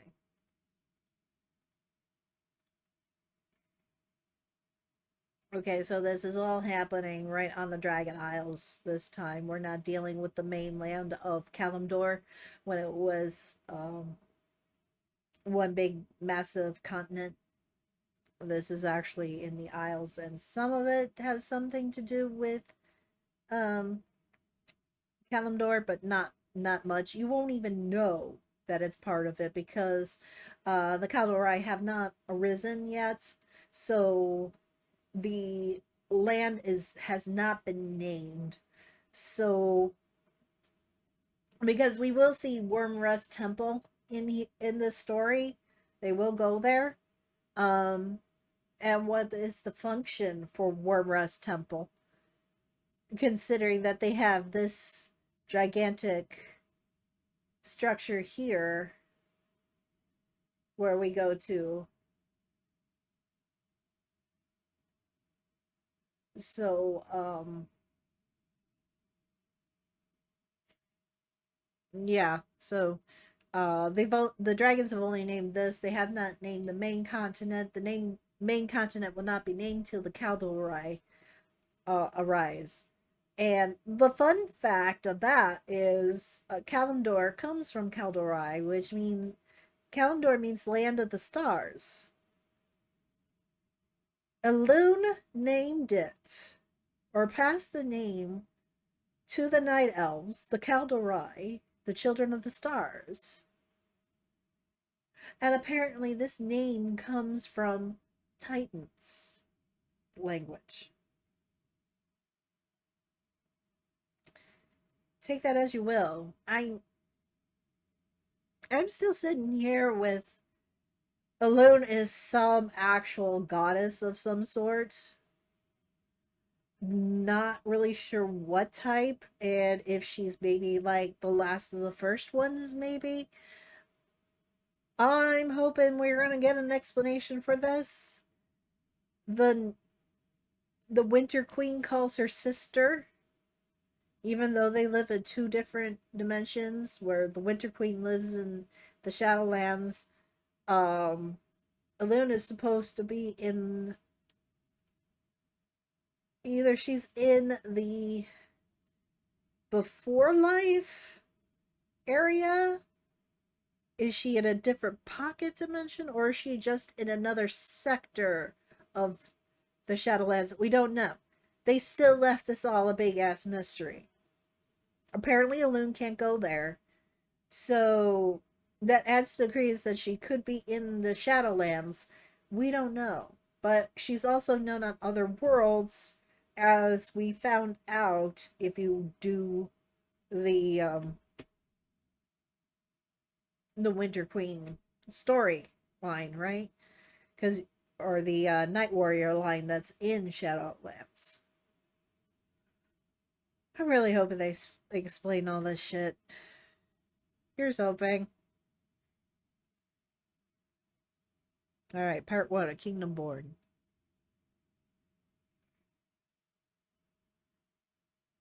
What have you done, Alexstrasza? Veranoth wondered as she soared over the rising spires of Eldraken. What is this place? In all her long years, Veranoth had never seen dragonkind build such strange eyries. Alexstrasza, Vyranoth's oldest friend and newly made dragon queen, had called Valdrakken a city. Vyranoth rolled the word over her tongue, thinking it tasted like Titan magic. City. A foreign word befitting so foreign a place. Vyranoth understood none of the sights below. Hand-wrought stone spires perched upon the mountains of Valdraxus. Rivers ran through the sky on gilded spines. Floating islands nested in the clouds, their waterfalls tumbling into the open air. Young drakes chased one another, nipping at each other's tails and laughing. Dragons roosted on grand platforms, talking together, enjoying the beauty of the day. Valdrakken, city. A place that seemed to radiate peace, and yet dark doubts crept into Vyranoth's heart. Every dragon in sight bore the mark of the Keeper's order magic, which had utterly transformed them, mind, body, and soul. Vyranoth did not recognize the order as dragons, though they were certainly dragon-like. On the ground, the ordered folded their wings against their backs like birds, whereas natural primal dragons like Vyranoth relied upon their wings both on the ground and in the air. The order did not look like proper dragons, not anymore. By embracing this strange power, Alexstrasza and her followers had turned their backs on the very planet that had given them life. As a primal dragon in Valdrakken, Vyranoth was an outsider among her own. So many of you have chosen the Keepers over your own kind, she thought. With a great flap of her wings, she crested one of the city's peaks. Even as she cruised along the city's outskirts, she counted hundreds of ordered dragons, their jeweled-toned hides glittering in hues of blue, black, bronze, green, and red. Each color represented by one of the 5 dragon flights led by an individual dragon aspect. The 5 aspects had been the first to be infused with the Keeper's order magic, to embark on a dangerous path, to turn their backs on the natural order of things. Now they had convinced so many others to follow them into this folly. Vyranoth checked her speed, then dived beneath an arch of ornamented stone. The shadows of her wings rippled over the city's jarring angles and sharp golden edges. Below her, the Titan Forge swarmed over the mountains like flies on a carcass, carving stone from the rocky flanks to build their spires and arches. Even if the aspects had dreamed up Valdrakken on their own, the city brimmed with their master's power. Here the Keeper's influence was omnipresent, inescapable. Order imbued the very wind that filled Vyranoth's wings, nostrils, and lungs, sending a shudder across her scales. Had Vyranoth not made a promise to Alexstrasza, she would have turned tail and never looked back. Yet Vyranoth was a dragon of her word. Today the Dragon Queen and the Red Dragonflight would swear an oath to defend their world. Azeroth, Alexstrasza had called it, though it sounded like yet another Titan word. Alexstrasza had personally invited Vyranoth to the ceremony. Perhaps she hoped that Vyranoth could be convinced of the righteousness of the Aspect's cause. Vyranoth knew her old friend to be honorable and true. Alexstrasza would not have chosen this path without good reason. Still, Vyranoth's doubts remained. Why should dragons have to change themselves to fulfill their wishes of the Keepers? To her mind, it made no sense. A great trumpeting echoed off the city's spires. On instinct, Vyranoth banked toward the sound, sweeping past the hollowed bones of a half-finished spire. A multitude of dragons took flight, their scales flashing in the sun. The thundering of their wings whipped up the wind and turned the clouds into a froth. Had Vyranoth had been so unsettled by the sight, she might have found it exhilarating. She climbed higher with ease, lofted by the air currents that swirled off 1,000 wings. Vyranoth, my friend! A red dragon glided into Vyranoth's airstream. Like all order dragons, the red had a sinuous, elongated neck and longer forelegs, which when on the ground would allow him to stand on 4 feet rather than 2. The Ordered had slim heads and lacked a primal dragon's thick impenetrable armor on their skull and spine. This particular red had two heavy, twisting horns on the top of his head and frills over each eye. The red was accompanied by a small contingent of other reds, four to be exact. In the Dragon Wilds, no one would have dared approach Veranoth with such an easy matter, especially not in a pack. Had the Keeper's magic made them forget the customs of their kind? "I am Sarastraz," said the first red, performing an elegant roll in the air as if in greeting. "Major domo to the Dragon Queen. Alexstrasza has asked me to be your escort during your stay in Thaldraxxus." "I thank you, but that shall not be necessary," Veranoth said, not wanting to defend. "I do not plan to stay in Veldraken long." "Alexstrasza thought you might say that," Sarastraz said with a laugh.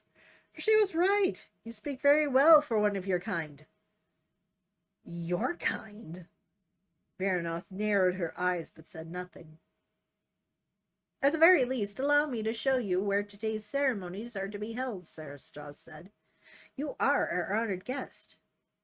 "Very well," Veranoth replied, following the major domo as he banked right. The other reds followed them in close pursuit. As they came around the corner, the whole of Valdrakken opened to them.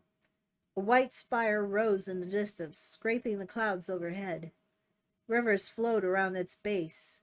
Lush purple-leafed trees clustered close along their banks. At its peak there looked to be a landing platform of sorts. "That is the seat of the aspects," Sarastraz said, his voice lilting with pride. "The tower is the soul of Valdrakken, where our honored aspects conduct business on behalf of the 5 flights. But the seat is not our destination today. Come, Veranoth, and let me show you Tierhold." "Tierhold?" Veranoth asked, suppressing a harsher tone. She recognized that name. Alexstrasza had spoken to her often of Keeper Tyr and his interference in the affairs of dragonkind. If she recalled correctly, Tyr had been the one to suggest the aspects be ordered. "Yes, a great edifice in the east," Sarastraz said, nodding to the stone river. "It is the source of the life-giving waters carried by aqueducts throughout the city." "Aqueducts," Veranoth said, testing the word carefully, looking at the water shimmering below. "Tell me, why is it important to move the water from one place to another? Why must you remove it from its source, especially when it flows in such abundance throughout the Broodlands?" "The water serves many purposes in Veldraken," the major domo said as they crested a hill. "It is easier to conduct the water via aqueducts than by any other method." Veranoth looked at Sarastraz from the corner of her eye, lifting a brow. He chuckled. "I admit, Veldraken was startling at first. The buildings, the aqueducts, the temples, the gardens. But I promise you, it will make more sense in time." "Buildings?" Veranoth thought. "Temples? What does Dragonkind have? What need does Dragonkind have for such things?" "Perhaps," she said, uneasy. Nothing about Valdrakken made sense to Veranoth, and she wasn't certain she wanted that to change. Her escort led her past a waterfall that splashed down a mountain's face. Cool mist dampened their wings. They swept over neatly tended emerald gardens that filled the air with the scent of sweet honey, then dipped past the scalding heat of the black dragon forges.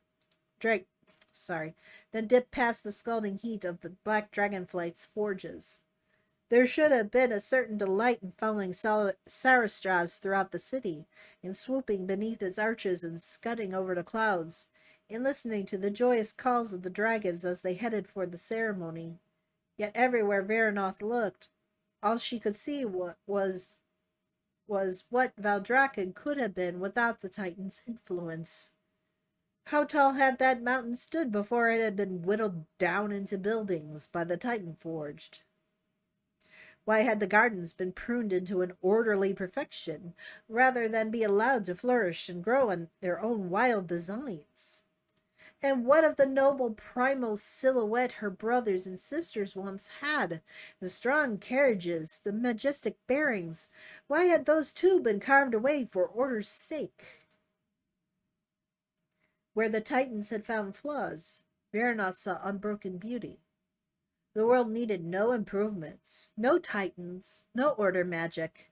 Perhaps the world did not need cities and buildings and aspects either.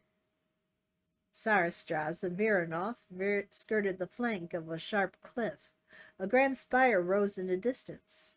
No, Sarastras had called it a tower, and its white marble walls gleamed in the sunlight. The tower pointed to the heavens, shooting a bright beam of light into the sky. Tall white stones encircled its base, reminding Veranoth of outstretched wings. All the rivers in Valdrakken seemed to flow from its source. Tearhold, Veranoth thought, her lips curling in upset. Hundreds upon hundreds of dragons hovered around the tower, darkening the day with their wings. So many of you, Veranoth thought, casting her gaze over the assembly. How could so many of you have chosen this path, easily rejected yourselves and everything you once were? Welcome to Tearhold, Sarastras said. Come, the Dragon Queen has requested your attendance on the main platform. You are to be in the presence of the aspects themselves. What an honor, Veranoth said flatly. Sarastras noticed her discomfort. He said nothing. They alighted on the main platform. Great stone ribs rose high overhead. Pillars, the majordomo said when he caught her looking at them. The peaks of Thaldraxxus loomed on either side of the tower, proud and powerful. Their keeper's presence was at its thickest here, creating a dull ache in the base of Veranoth's skull. It hummed in her ears like the silence after a thunderclap and crawled under her scales like mites. Perhaps order magic had made their influence easier to bear, but Veranoth could hardly stand it for even an instant. A crowd assembled on the platform. Veranoth thought she recognized a few among them. That large, ancient red had to be Tiranastra's, Alexstrasza's consort and confidant. His brown scales were now the warm, brilliant color of heart's blood. He turned his head as if he sensed Veranoth's gaze, then gave her a nod in greeting. Veranoth returned the gesture, careful to keep her expression even. Inside, however, her heart was a maelstrom. To think that a dragon of his stature had accepted the keeper's shackles. Perhaps he had done it out of love for his mate, or perhaps, in all his wisdom, Tiranastra's saw something in order magic that Veranoth could not. An unfamiliar shade crept into Veranoth's heart. What wisdom was there in accepting power that fundamentally altered who you were? Were dragons not noble enough, not courageous enough, not strong enough without the keeper's magic? Tiranastra's wasn't the only one. As Veranoth cast her gaze over the assembly, she did not see a single natural-born dragon. She barely recognized Malagos, now the blue aspect, whose eyes glowed with arcane fire. Runes shimmered over his wings. His mate, Sindragosa, stood at his side, speaking to another blue. Sindragosa tossed her head and laughed at something the blue said. Alexstrasza's sister, Ysera, had become the green aspect. Her scales had deepened to the color of spring leaves, and a set of 4 great golden horns adorned her head. Flowers sprouted beneath her talons. She stood surrounded by her flight, all dragons who Veranoth could not name. Smaller creatures frolicked in the shade of her wings. Butterflies danced in the air around them. Even from this distance, Veranoth could smell the verdant life emanating from the green dragonflight, budding grass and wet earth. On the other side of the chamber, Nosdormu shifted his wings, setting up a cloud of shimmering bronze sand. Alexstrasza said he could now manipulate time itself. Nosdormu had been powerful before accepting the Keeper's magic, but to be able to manipulate time itself? She could not fathom such an ability. Finally, she turned her attention to Neltharion, the black aspect. She knew him from Alexstrasza's stories, but had not been acquainted with him personally. He stood taller and broader than the other three aspects. His scales were as black as char and as gleaming as obsidian. According to Alexstrasza, the keepers gave Neltharion dominion over the earth and its deepest places. Alexstrasza herself, however, was nowhere to be seen. The aspects were surrounded by members of the Red Dragon Flight, and there were even more red dragons gliding in the skies above. The aspects circled a white stone carved to resemble a dragon safeguarding a gemstone with its wings. A large blood-red ruby was set into the spire's base. Even from where she stood, Veranoth could sense the magic within the stone. "What is that object?" she asked, nodding to the carving. "It is the oath stone of the Red Dragon Flight," Sarastraz replied. "Beautiful, is it not? Once empowered, it will become a symbol of our promise to defend Azeroth and all its denizens. The Red Dragonflight plans to house it at the Ruby Life Pools once we have finished their construction." Oathstone? Ruby Life Pools? Veranoth wondered, cocking her head to look at the red. This was also strange. The longer Veranoth lingered in Valdrakken, the more unsettled she became. None of this seemed natural. How could Sarastraz follow the aspects so fully and unquestioningly? "Tell me, Sarastraz," Veranoth asked, her throat dry, "why did you choose to be infused with Order magic?" Sarastraz was silent for a moment, considering her question. He made a humming noise in his throat, then said, "Galakrond changed things for our kind. He showed us, no, the aspects showed us, that the dragons are stronger when we work together." Now see, that's a retcon. Now we just read in the last book that they didn't tell any of the other dragons what happened with Galakrond. This could be because this is like really fresh in a lot of their memories, but in later generations they decide to kind of skirt away from that and not tell that story, maybe because of trauma. Who knows? Um, but it's hard to tell if this is a retcon here or if this is um, just because it was so fresh in everybody's mind. All the dragons still remembered what happened with Galakrond, and that, there's no way of saying, well, yeah, Galakrond was just the father of dragons. He would just plopped all these eggs out by himself. That became a legend later. I don't know, but it could be.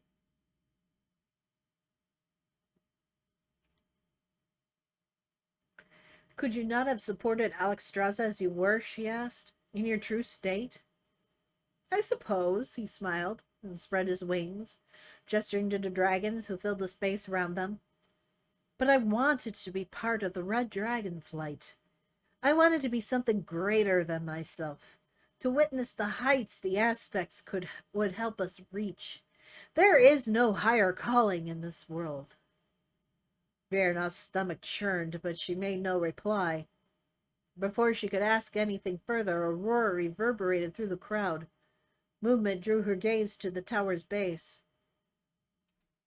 The doors of Tierhold had been thrown open, and Alexstrasza stepped outside, her head high. Like the other aspects, she was wholly changed. Sunlight glinted off her gold-tip horns. Her scales shimmered vermilion. Alexstrasza now walked on 4 feet with her wings tucked against her back, her movements swift and sure. Veranoth could still see hints of her old friend under the ordered exterior. Alexstrasza had always emanated gentleness and kindness. Most dragons would find it difficult to match her grace and charisma. Her eyes glittered with a fierce, unyielding intelligence. She was Alexstrasza, and yet she was not Veranoth's Alexstrasza. She was the Lifebinder, the Dragon Queen, the Red Aspect, leader of the Red Dragon Flight. The thought drove shards of ice into Veranoth's heart. A bipedal figure strode out with Alexstrasza, one who resembled the Titan-forged creatures who scurried about the city. This one, however, stood taller than the rest of the Titan-forged and wore garments of crimson and gold. One of his limbs gleamed silver in the light. Oh, God. Yeah, there's no Dragonlance in this. No. Okay. To make a Dragonlance requires 3 magical items. Dragon metal, which only comes from the um, Dragon Castle. I forget its name. Sorry. There's only one place where it comes from. The Dragon metal, the Hammer of Karas, which belongs to the Dwarven nations, and the Silver Arm.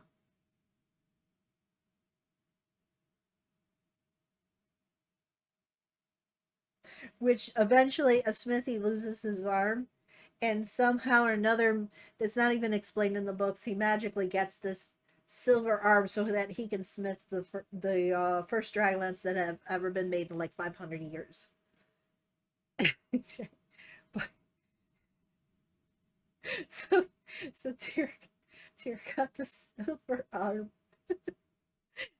Oh, there's loads of dragonlances in this game too. In Dragonflight, there's so many dragonlances. It's crazy. I kid you not. Okay. Ah, Verna thought, recalling the tales Alexstrasza had told her of Galakron. That one is Keeper Tyr. She suppressed a growl. Tyr had ordered the aspects and charged them with the creation of the dragon flights. He had been the one to teach dragons about cities and buildings. No doubt Tyr had coerced Alexstrasza into this ceremony. Why else would she need to make a public pledge to protect their world? Was her intention not enough? Were her sacrifices not enough? Alexstrasza halted before the Oathstone, spreading her wings in welcome. Greetings, my friends. Full glad am I to see you all assembled on such a momentous occasion. A great cheer resounded through the skies and shook the stones beneath Uranus's feet. It echoed off the peaks of Eldraken in rising chorus. I extend a hearty welcome to my fellow aspects and their flights this day, Alexstrasza continued. And I am thankful that our benefactor Tyr has joined us for this event. More cheers. This time Starstraws lifted his head and added a bugling call to the celebrations. Today, the Red Dragon Flight will be the first to make a sacred pledge, Alexstrasza said.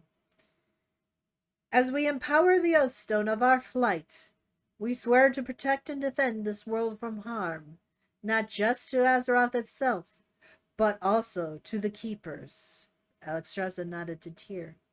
And to one another. In the coming days, the dragons of the green, black, blue, and bronze dragon. I ruined that so perfectly. The dragons of the green, black, blue, and bronze flights will hold similar ceremonies and empower the Oathstones with that their flights have created. This is madness, Viranoth muttered under the dragon's joyful shouts. In her heart of hearts, she wanted to rush to Alexstrasza and beg her to reconsider her actions. She wanted to bristle her mane and chase Keeper Tyr out of the Broodlands. She wanted to call out to the assembly and have them rend Tyrhold from the mountainside. But Veranoth did none of these things. Alexstrasza made her choice. The Dragon Queen approached the Red Dragon Flight's Oathstone with the Keeper. Now, let us begin, she said, spreading her wings wide. The dragons in the chamber fell silent. I, Alexstrasza, the Life-binder, she began solemnly, aspect of the Red Dragon Flight, and Queen of the 5 Flights, do so swear to defend Azeroth this day. The Oathstone shot a beam of ruby-red light into the heavens. The light tinged the skies as with sunset, scattering pink and orange hues across the clouds. Dragons gasped in wonder. I charge the red dragonflight to protect all life, Alexstrasza said, her scales reflecting the Oathstone's ruby glow. Whether it be found in the emerald plains of the Broodlands or high atop the mountain peaks of Kalimdor. No, that's wrong. It's not named yet.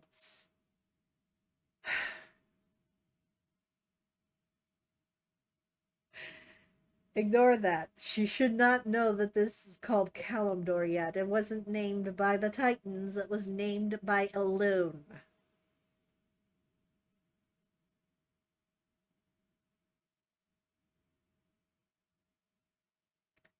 Anyway,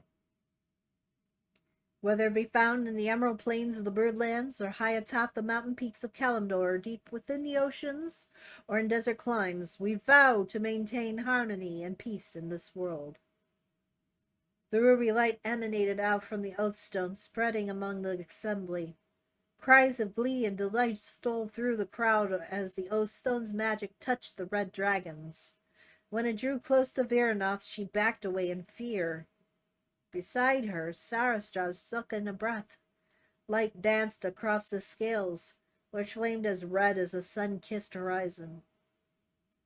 This magic, he said under his breath, his eyes eyed with wonder. It is so warm. I've never felt anything quite like this. Veranoth only growled, keeping low to the ground. The Oathstone's magic burned in her heart, beckoning to her. She snarled, pushing away its temptation. On this day, Alexstrasza continued, each red dragon is granted a greater measure of courage, empathy, and resilience. May you show bravery in the face of danger, seek common ground with your enemies, and always have the strength to take to the skies in defense of our beloved home. So long as we draw breath, Azeroth shall not fail. By wing and by talon, we shall see it done. On behalf of the Red Dragonflight, this I swear upon our Oathstone, Alexstrasza concluded. Keeper Tyr stepped forward next. As an envoy of the Titans, I accept your oaths this day. Tyr extended his giant silver hand towards the Oathstone. And seal them here in stone. May this Oathstone stand as a reminder of the pledge the Red Dragonflight has made, not just to me, but to this world. Fly well and wisely, and may you fulfill the measure of your ordering. A final glittering burst of red light exploded from the Oathstone, so powerful that it rattled Veranoth's teeth. Another cheer rose, a chorus of voices that lifted high on the winds. As the other aspects stepped forward to congratulate Alexstrasza, Veranoth turned to Starastraz, her stomach churning. Before I turn to the wilds, she said, I would like to have a private word with Alexstrasza, if I may. But of course, Sarastraz said, his scales still aglow with the Oathstone's magic. Wait here, and I will make arrangements with the Dragon Queen.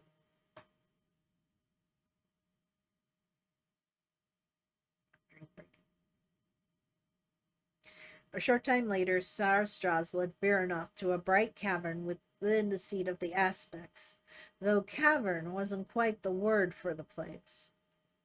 Veranoth paused at the threshold, lifting her gaze, then drew in a sharp, surprised breath. Never in her life had she seen such beauty.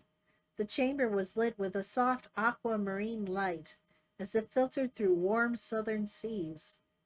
Two stone dragons reared before a stunning stained-glass mural, Sarastraz's words, that portrayed a dragon in flight.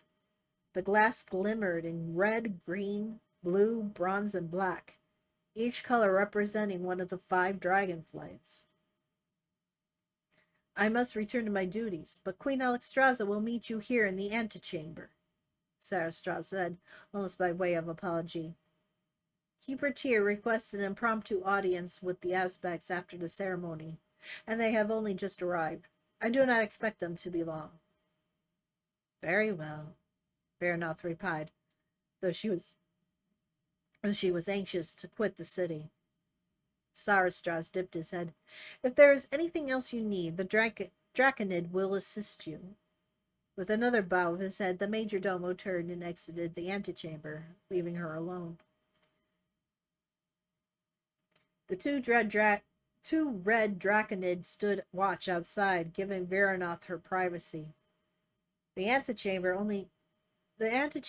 only egress point seemed to be its entrance, and the thought put Veranoth on edge. The Draconid were more manifestation of the Titan stain, Terrasect taken and twisted by order magic. Were natural Terrasect not enough for the keepers? Must they too be befouled by magic? So now that we know where those come from. Veranoth knew she need not be troubled.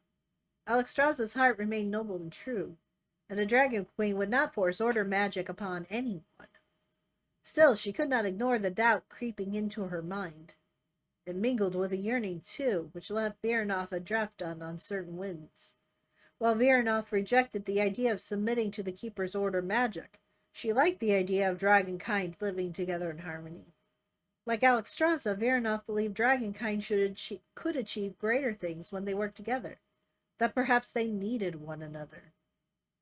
The Broodlands were home to many dragons, both ordered and primal, but the aspects had clearly delineated territories in which their word was law. The Waking Shores, the Emerald Plains, the Azure Span, and Thaldraxxus. The Broodlands were surrounded by the greater dragon wilds, where most of the primal dragons had retreated after the aspects began ordering new dragons. Much as Veranoth did not mind this arrangement in theory, trusting the keepers seemed like folly. Tyr had helped the aspects destroy Galakrond, but beyond this, Veranoth had no reason to trust his motives. It kind of helped, but not really. He was he was actually pretty useless. He sucked. He was not good at this job. All right. Minutes passed, stretching longer. The sun changed its slant. Just as Veranoth considered taking her leave, an oblong-shaped light flared at the top of the staircase in the middle of the room.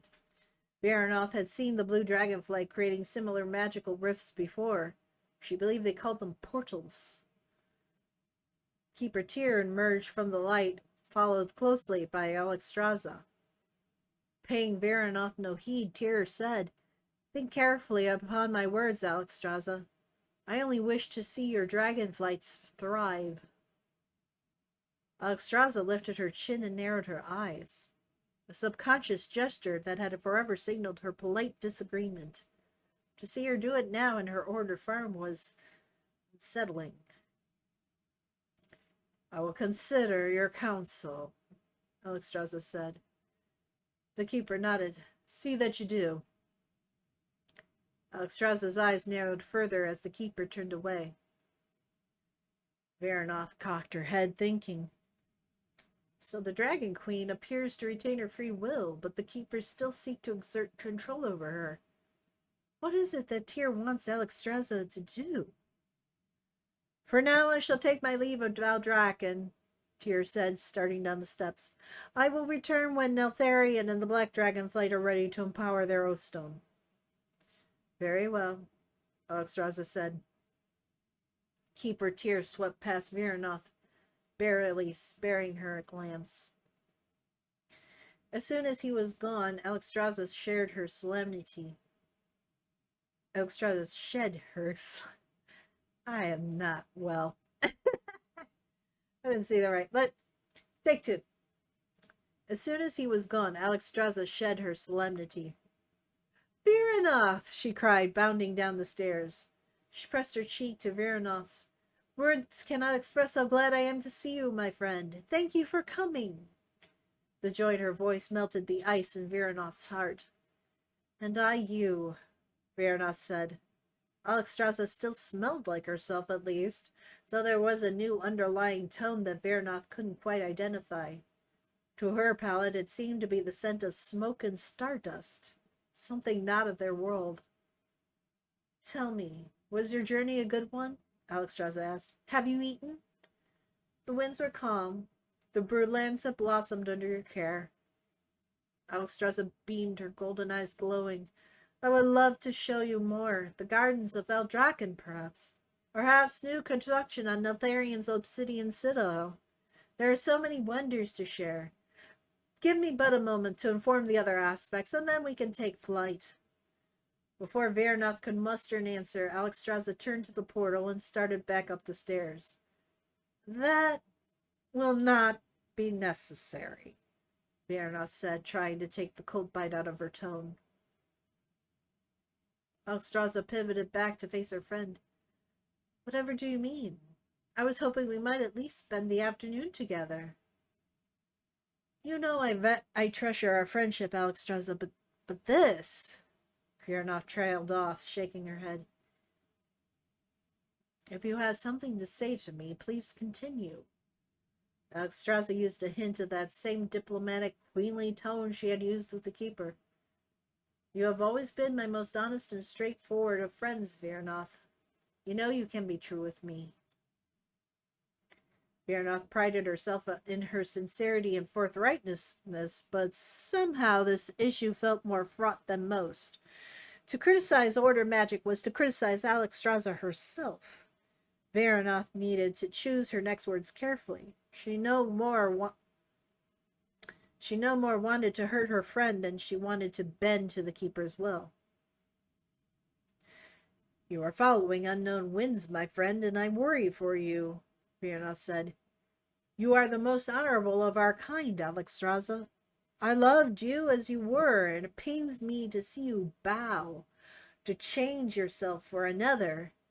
From where I stand, admittedly on the outside, I fear the keepers seek to exert control over you and your flights. My agency remains inviolate, Alexstrasza said. Tyr offers what guidance he can, but my decisions are my own. What will you do if he asks you to force dragons to join your flights? Vernoth asked. Will you disregard the desires of those who disagree with you? No, never, Alexstrasza said with a shake of her head. I have sworn that Order magic will always be a choice. Swear it to me, then, Vernoth said. Swear to me that you will never force a primal dragon to bow to the will of the keepers. Alexstrasza looked Vernoth square in the eye. I swear it. In all their long years of friendship, Vernoth had never known Alexstrasza to lie.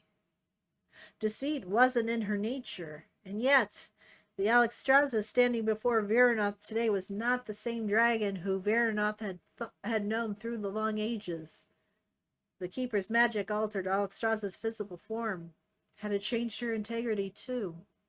Would she, like her keepers, do anything to achieve her goals, even lie to one of her oldest and dearest friends? Vernoth could not answer these questions. Only time could do that. I trust you, Alexstrasza, Vernoth said, leaning forward and pressing her forehead to her friend's.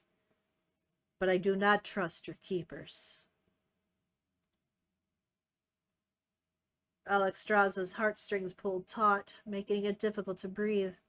As Vernoth walked away, Alexstrasza nearly cried out, Can you not stay and listen just for a moment more? The life-binder held her tongue. She would not beg, especially when Vernoth refused to see reason. Of all the dragons in Azeroth, Alexstrasza thought Vernoth would understand why the aspects chose order over their primal natures. She and Vernoth have ever been with one heart, one mind. Order magic made it easier to protect innocent lives, a goal that Alexstrasza and Vernoth shared. How many dragon clutches had she helped Vernoth save from Galakron's hunger?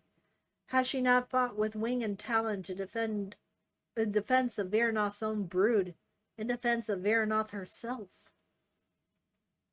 Vernoth had always been headstrong. Same stubbornness that made her slow to accept change also made her a keen survivalist. Still, she had nothing to fear from order magic. Had she but stayed in Valdrahak, Alexstrasza could have shown her the wonders of its transformative powers, how these could be wielded as tools to achieve their shared desires. Instead, Verona chose to close herself to Alexstrasza, to the aspects, and the future of dragonkind. However, the Lifebinder knew Veranoth better than any other. Though her heart moved like a glacier, it would melt in time. When Veranoth disappeared, Alexstrasza sighed and turned back to her duties. She could not spend long wallowing in self-pity. The other four aspects awaited her in the seat's towering eyrie. The seat of the aspects was one of Alexstrasza's favorite places in Valdrakken. She teleported to the top in a flash of light. The tower soared high over the city, affording her an all-encompassing view of the Broodlands. On a clear day, she could see everything from the volcanic ridges of the waking shores to the rolling hills of the Emerald Plains. When the winds blew from the south, Alexstrasza could even smell the woody earthen scents of the ancient redwood trees in the azure span. Today, dragons filled the skies over the city, celebrating the Red Flight's newly instated Oathstone. They dipped, danced, and dived through the air, basking in the magic it had bestowed upon them. Alexstrasza wished her heart could know such peace, but Veranoth's words left her unsettled, particularly in the wake of Tyr's request. The dragonflights must grow quickly, Alexstrasza, Tyr had said. Take primal dragon eggs from the wilds and fuse them with order magic. Your flights must be prepared to defend Azeroth when the time comes. Alexstrasza had balked at the idea, especially because it hadn't been phrased as a request. Inside the upper chamber, Malygos lounged before his dragonflight's banner, tapping his blue-tinted talons on the floor and exuding an aura of boredom. Ysera sat to Alexstrasza's left, her emerald tail tucked around her toes. Alexstrasza's sister regarded her with kindness and perhaps a little sympathy. They had all seen Veranoth's departure, no doubt.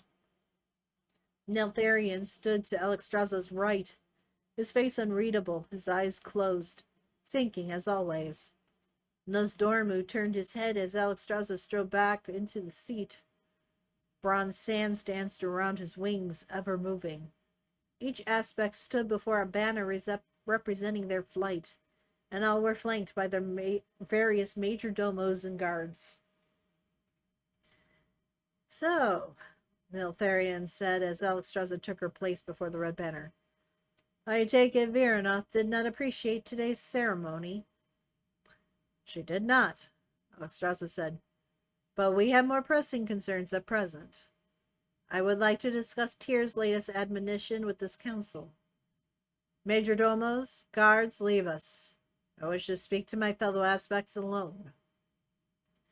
The majordomos bowed their heads to the Lifebinder and exited the seat, taking to the air and cruising around the tower out of earshot. One by one, the Draconid filed out, back to the lower chamber. When they were alone, Alexstrasza returned to her business. Tyr has asked us to take primal dragon eggs from the wilds and fuse them with order magic, thus expanding our flights at a faster rate. I will not lie. The request, you mean the command, Malygos said, interjecting. The blue aspect rolled a bit of arcane fire through his talons, looking to the Lifebinder. He did not give us a choice. We always have a choice, Alexstrasza said. We may choose to follow his admonition, or to risk his displeasure and refuse. What say you all? Neltharion cocked his head, the light sliding over his oiled dark scales. You have ever been adamant that order magic should be an individual's choice, Alexstrasza. Why would you consider infusing eggs without the bloodline's permission, or their own? Alexstrasza sensed no malice from the black aspects, nor defiant. Neltharion was always the first to question Alexstrasza. He liked to prompt discussion and examine issues from multiple angles. On occasion, he could be rather tactless about it, but his questions generated the desired results. You speak true, Neltharion, but we know little of the threats to our world, nor the dark forces that the Titans themselves shield us from knowing, Alexstrasza replied. A failing of the Titans every single freaking time. Kid you not. They never explain anything. Pisses me off.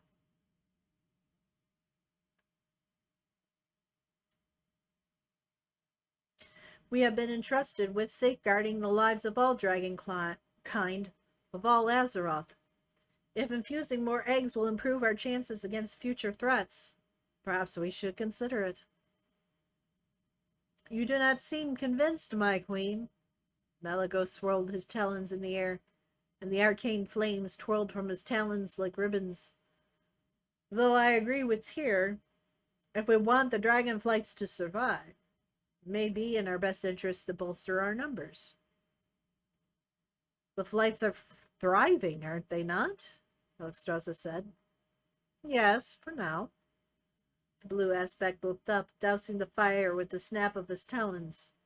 He rose to his feet. But opposition rises on swift wings. Your own cousin speaks against you. Farak? Alexstrasza replied with a cough. Farak may be a firebrand. Foreshadowing. But he is no leader. Were he to incite a rebellion against us, he would spend as much time fighting his own allies than he would engaging our flights. Farak is a warmonger and a zealot, and I do not think it's wise to underestimate him, Neltharion said. You do not know him as I do. Alexstrasza paused, considering your next words. Farak loved one thing and one thing alone, fighting. So did Neltharion, but okay. He was an unmatched combatant in the air or on the ground, and he had taught Alexstrasza how to hunt and do battle. In recent centuries, however, the thrill of the fight had consumed Farak, which was no doubt why he called for rebellion against ordered magic. Yet I see the wisdom in your words, she continued. Farak was like a brother to me, but his actions have set him apart. He is different now. Changed. Malagos inclined his head. In more ways than one, it seems. Have you heard the rumors? It is said that Farak had been imbued with elemental energies. How he did this, none can be sure. Were they granted by a stronger ally? Drawn from the elemental plane? He claims his powers rival that of the aspects. Primal dragons flock to his side. My scouts have said as much, Alexstrasza said. They tell me Farak has grown in size and strength, that living flames now dance across his scales. Still, I do not fear my cousin. He would decimate his own forces over perceived insult. He may draw primal dragons to his cause with fiery words and impassioned spirit, but his reckless ways and impulsive nature will fail to keep them. Well, that may be true. I don't want to ignore the threat he poses, Malagos said. If we discount Farak and his rabble-rousing, he may do irreparable harm to our flights. What would happen if he were to convince other primal dragons to draw on the elements as he's done? We have no authority over Farak, Alexstrasza said. What would you have me do? Slay him? My own kin? That is not a course I am willing to entertain. Malagos opened his mouth to respond, but Neltharion interrupted the blue aspect with a deep, quaking rumble in his chest. It is not Farak who concerns me, the Earth Warden said, his voice no more than a murmur, but Iridikron. The name Iridikron fell like a stone weight in the room, sending vibrations through the floor. Alexstrasza sensed the other aspect's shock. Even Nosdormu, who looked as composed and stoic as ever, shuddered at the thought. Ysera whipped her tail, agitated. Malagos blinked, his shimmering runes flickering for a moment. Reclusive and withdrawn, Alexstrasza had never even seen Iridikron. The stone-scaled tend to keep it to his den in Harrow's Deep, far to the north in Kalimdor. But she knew he was nearly Neltharion's equal in strategy, cunning, and strength. Neltharion and Iridikron had long been rivals. Iridikron's tactical skill and considerable resources, along with Farak's Impetuosity would indeed be a concern. Malagos frowned, turning to Neltharion. You did not tell me Farak was pursuing Iridikron's support. No, I had word only this morning, Neltharion replied. If Iridikron allies with Farak, they will stir the winds of war. I cannot believe they would take things so far, Alexstrasza replied, shaking her head. Dragon should not fight dragon. Our detractors do not see us as dragons, but as keepers conscripts, Neltharion replied. They would raze Valdrakken to the ground given the opportunity. I agree with Tyr. We should bolster our numbers. Every egg we claim from the wilds now is one less enemy we face in the future, and one more ally by our side. This is madness, Alexstrasza said, but she could sense the depth of the Earth Warder's concern. Do you support this plan, Malagos? The blue aspect hesitated. Support is a strong word, my queen, but Neltharion's reasoning is sound. If Iridikron the Stone-Scaled decide to join with Farak and marshal the primal dragons, we will struggle to defend the Broodlands with our current numbers. Alexstrasza shook her head. I refuse to believe that Dragonkind would be led to the brink of war over a difference of opinion.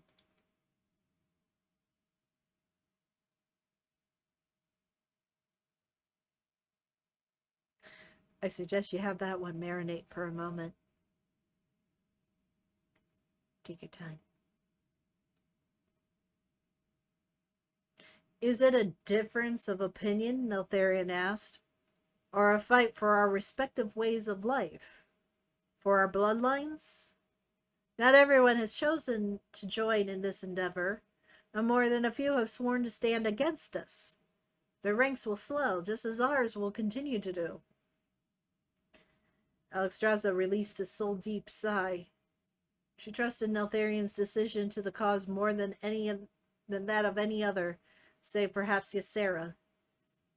His flight has been charged with the protection of the Broodlands, so it came as no surprise that he would be agreeable to Tyr's admonition. Malagos, too, for he and Neltharion were often of like minds. It is prudent to prepare for all eventualities, Malagos said. Would you not agree, Nosdormu? The bronze aspect humphed, giving both his wings a precise shake and sending bronze sands scattering across the floor. I would not agree. This course of action may provoke the very conflict you wish to avoid. Which means? Neltharion asked, lifting a brow. It is impossible to say with any certainty, Nosdormu replied. I see 1,000 futures before our flights, but I could not tell you which way the sands of time will flow. Taking primal dragon eggs from the wilds may be a boon to our flights. It also may be the choice that ends them. The High Father's gift has made you frustratingly cryptic, my friend, Malagos said, but he smirked at the bronze aspect. Nosdormu gave him an elegant shrug in reply. And what of you, sister? Alexstrasza said, turning to Ysera. You have been unusually quiet throughout this council. Ysera, knowing the full extent of Alexstrasza's gifts, exuded love and compassion for her sister, and for all dragonkind. Empathy, too, given the weight of the decision they faced. Ysera tilted her head, considering Alexstrasza for a long moment. I stand with Nosdormu on this matter, she said. All things must grow in their own way and in their own time. I cannot condone the disruption of life's natural cycle, even if order magic allows for a greater expression of its flow. Then it seems we are at an impasse, Alexstrasza said, feeling the full burden of her mantle. She had expected the role of Dragon Queen to be difficult, but she had not expected to have her deeply cherished principles at odds with the needs of the dragonflights. How could she make such a decision? How could she, a mother herself, take precious eggs only to infuse them with order magic? It was unconscionable.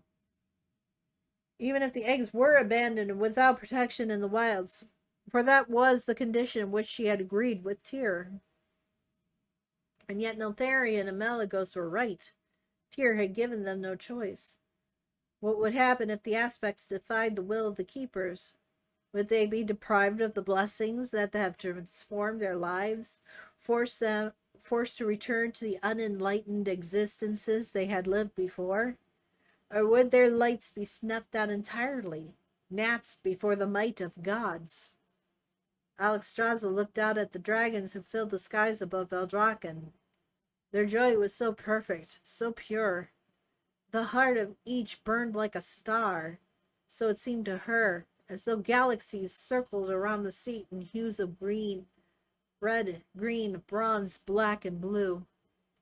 She was Dragon Queen, yes, but who was she to risk the health and happiness of the dragons who have chosen to follow her toward a new horizon? How could she place her own mortality above all? Dang it. How could she place her own morality above their well-being? The individual could not come before the collective, not even when that individual was queen. No, Alexstrasza would not risk turning the keepers against them, especially with Farak raising a rebellion against the Broodlands. Were that terrible future to come to pass, the aspects would need every ally they could call upon. I see great wisdom on both sides of the matter, Alexstrasza said, turning her attention back to the other aspects. While I personally may object to collecting primal dragons from the wilds, we cannot risk losing the support of Tyr and the other keepers. Were we to deviate too far from their guidance, we cannot know if they would revoke our ordering. Neltharion curled his lip at the idea but said nothing. Furthermore, Alexstrasza said, looking to her sister, you and I both know the survival rate of primal dragon eggs in the wild is abysmally low. Only 1 in 4 whelplings might make it to drakehood there. Half the survivors might see 500 years or even 1,000. We must think of the lives we will save. Those eggs will be better protected in the broodlands. More whelplings will make it to adulthood under the care of the red dragonflight, and our augmented numbers will better defend the world we all love so well. Alexstrasza paused. No one spoke.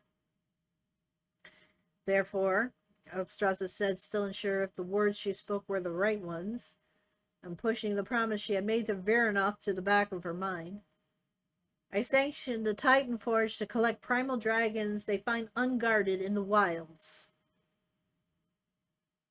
Neltharion and Malagos shared a satisfied look. Walnos Dormo simply dipped his head in agreement.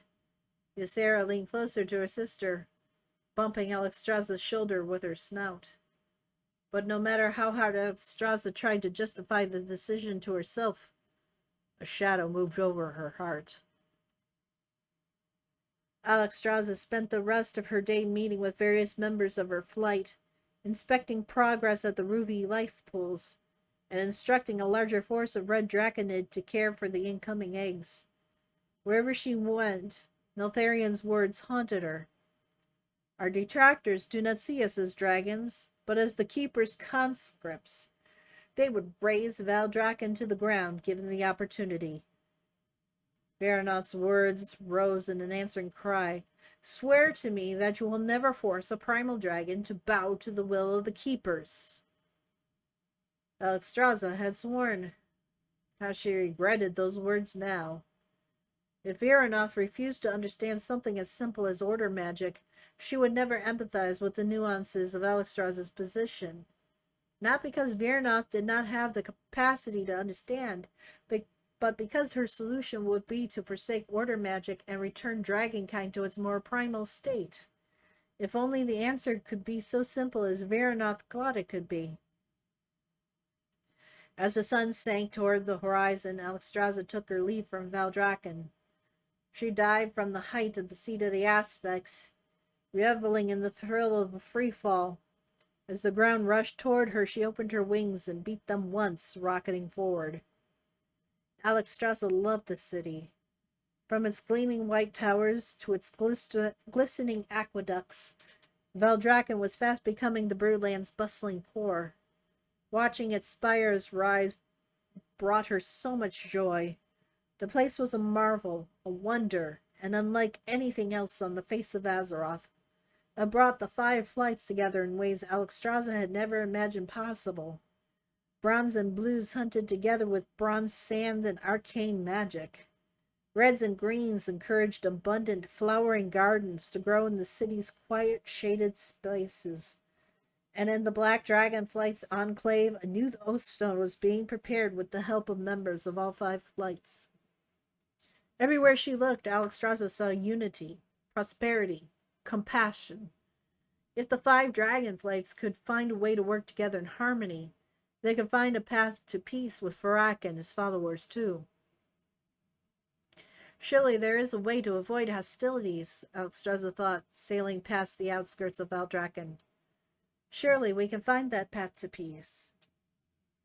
Alexstrasza flew to one of her favorite spots in the Broodlands, a small ledge on the border of the Emerald Plains and the Waking Shores, where she could watch the sunset. She lounged on the warm rock, soaking up its heat. Two large reds circled overhead, keeping an ever-watchful eye on their queen. Below her, the sunset flooded the Waking Shores with gold light, setting the valley's pillars and arches of redstone aflame. The air smelled of sweet, dry grass, and the world teemed with life. Usually she could close her eyes and slip into the songs around her, the ancient trees shifting their boughs in the wind, or hawks hunting cries. But no, not tonight. Her mind turned and her heart ached, realizing that the living world would wake to a different dawn, one in which Alexstrasza's decision had either secured or destroyed its peace. She was unsurprised to sense Ysera approaching on swift wings. "I knew I would find you here," Green Aspect said as she alighted on the ledge beside Alexstrasza, setting up little whorls of dust in her wake. "How do you fare, dear one?" Alexstrasza smiled sadly. "I sense concern in your heart, Ysera. Do not worry for me. I'm quite all right." "Are you?" Ysera said, bumping her snout against Alexstrasza's shoulder. "I am well enough, thank you." "Well enough," Ysera said, but still brooding. "Is it that obvious?" "You would be hard-pressed to hide your heart from me," Ysera said, stretching up beside Alexstrasza. "Do not worry, sister. We made the right choice. Taking decisive action now may preserve more life than war would take. The way we lived before the Keepers was a cruel existence with moments of wild, untamed beauty. Maybe this will encourage those who stand against us to envision a gentler future with us. Perhaps the whelps we save will even help us build bridges between us and our primal kin." "That is what I tell myself," Alexstrasza replied. "Yet my doubts persist. I must admit, I knew taking on the mantle of Dragon Queen would be difficult, but I never expected to make a choice like this." "Let your doubts go, sister," Ysera said, leaning into Alexstrasza's side. "Your compassion is boundless. That is why the Keepers made you queen. You are our beacon, our waypoint, the best of us. I know it is easier said than done, but you do not bear the burden of leadership alone. The aspects stand with you. I stand with you." "I know, and I thank you for it." Alexstrasza leaned back against her sister. How grateful she was for Ysera's support. The path they forged together was new, and Alexstrasza was unaccustomed to the heaviness of leadership. With time she would adjust to the pressures of her role, but for now, all she felt was the weight of others' expectations, tears in particular.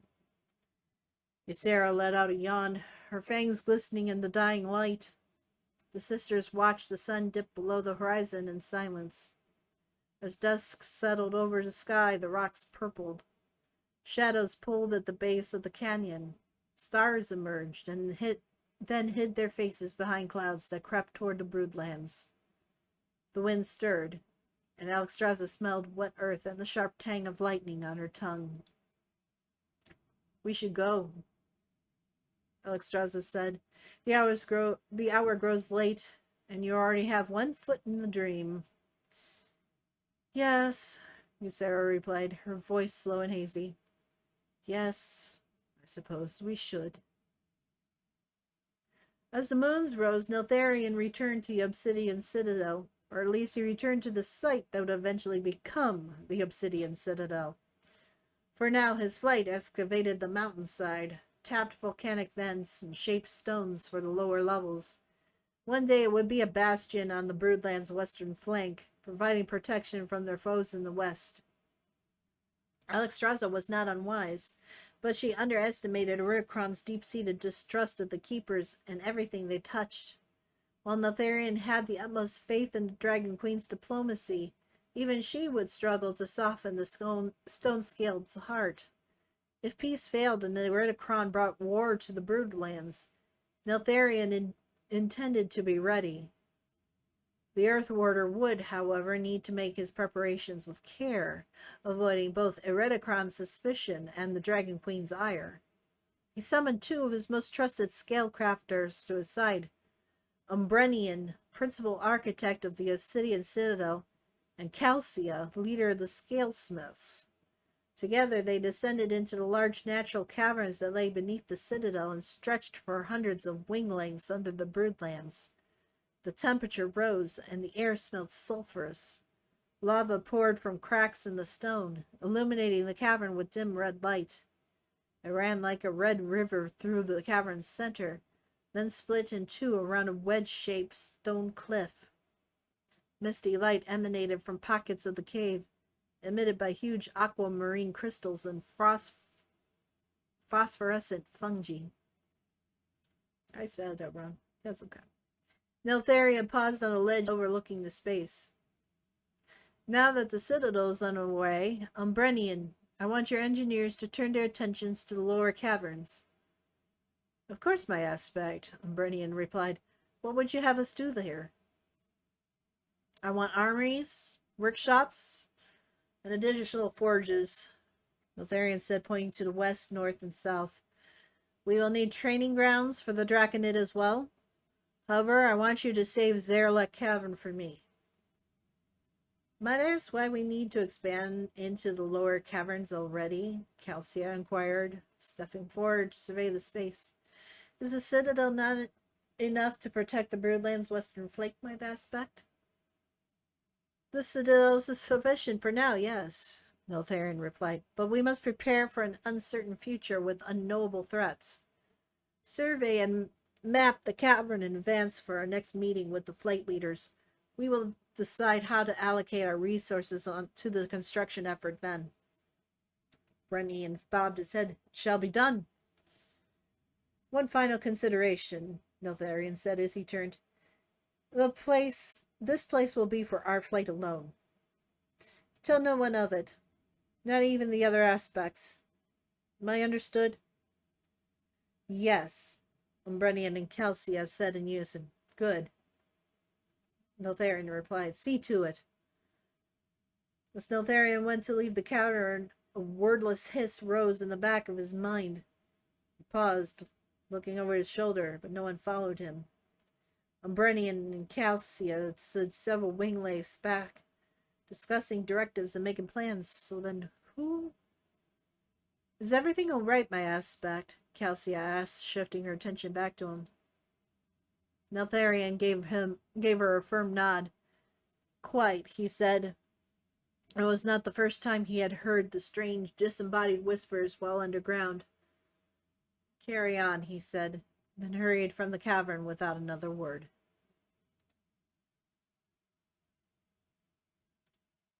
All right. We're going to pause it there. My throat's going. I don't think I have enough. The voice, nor the time to keep going on this, but we got it started.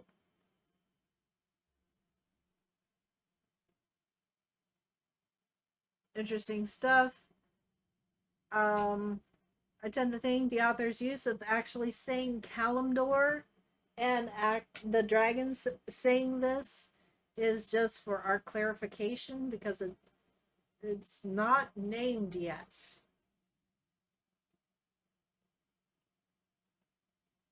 This place won't be named until the Caldorai show up and they start talking to a loon. And she names her people and names the continent that from which they expand their empire on. So not exactly a retcon, but I think that's just for our recollection, like for our understanding of what they're talking about, honestly. Um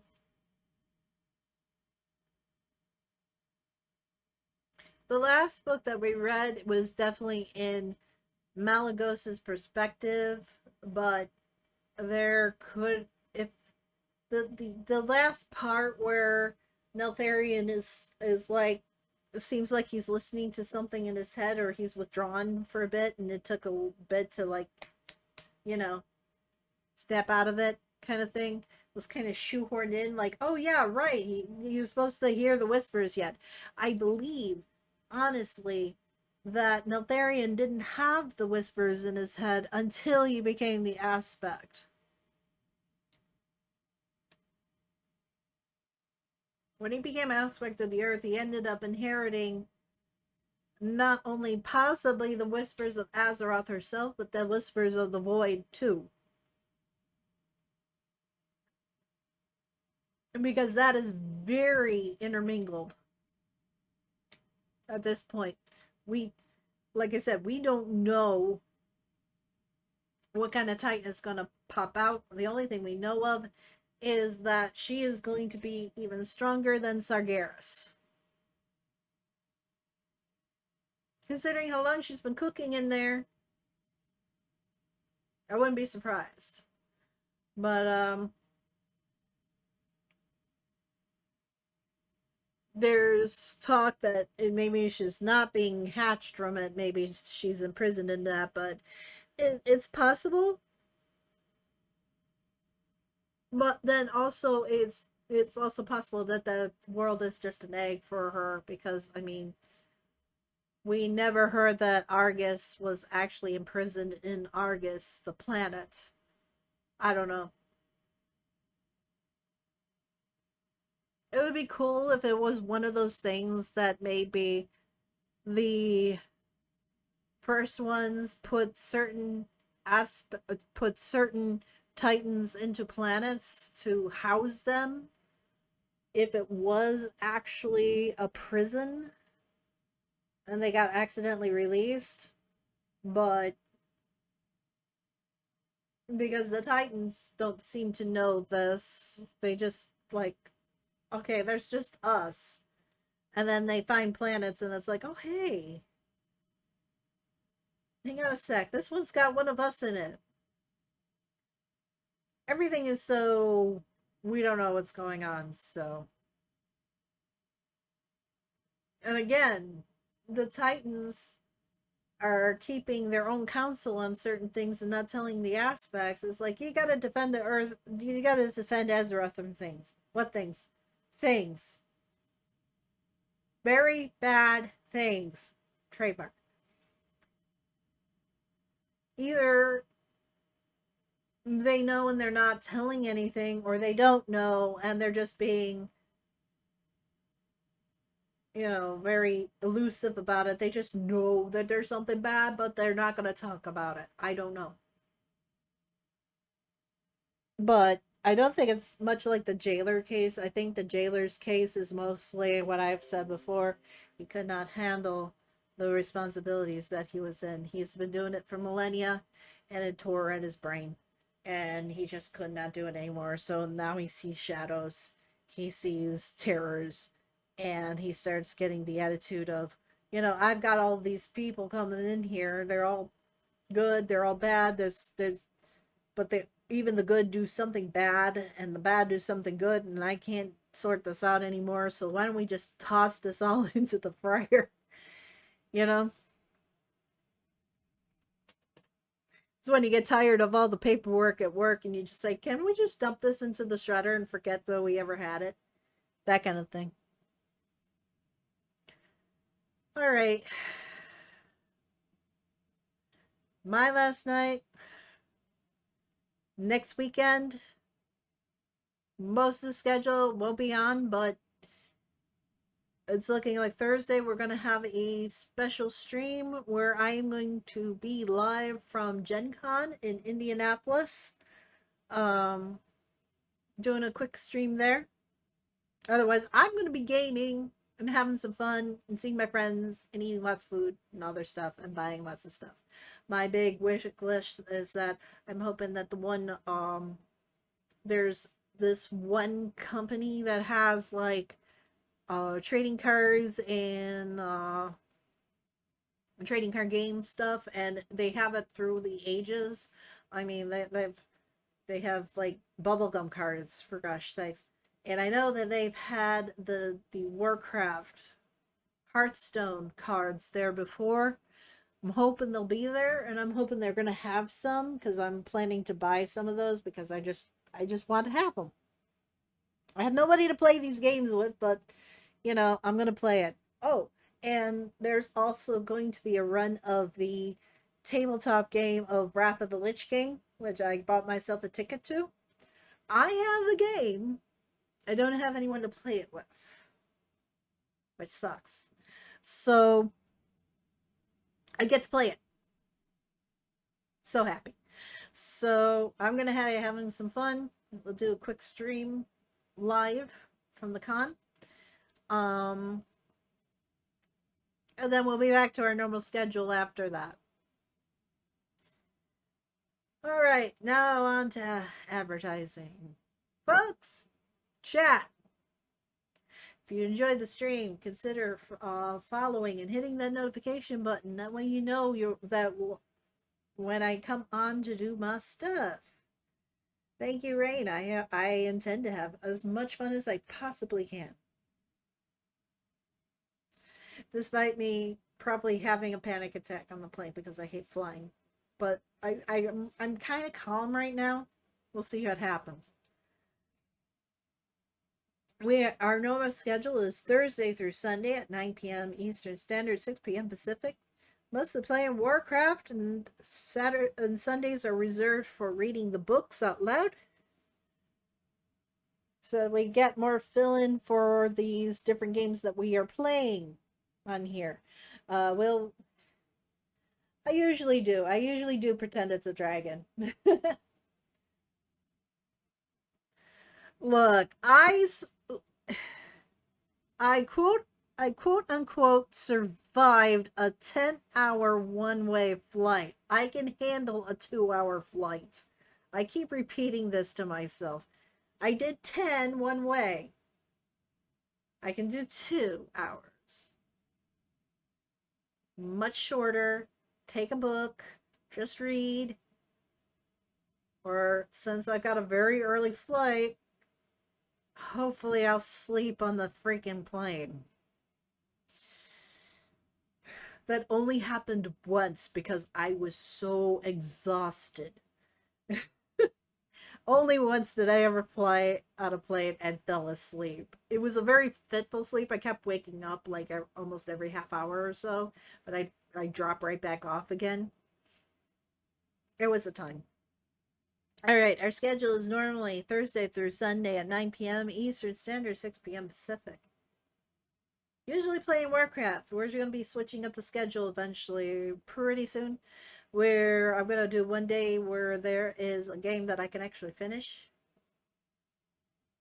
And then we'll have 2 days of Warcraft. And then Sunday is reading books. Okay. In case Twitch doesn't tell you when I'm going to be on, if I'm going to be late like I was today, if I'm sick, if I'm out of town, or any of that, we have a message board on Discord.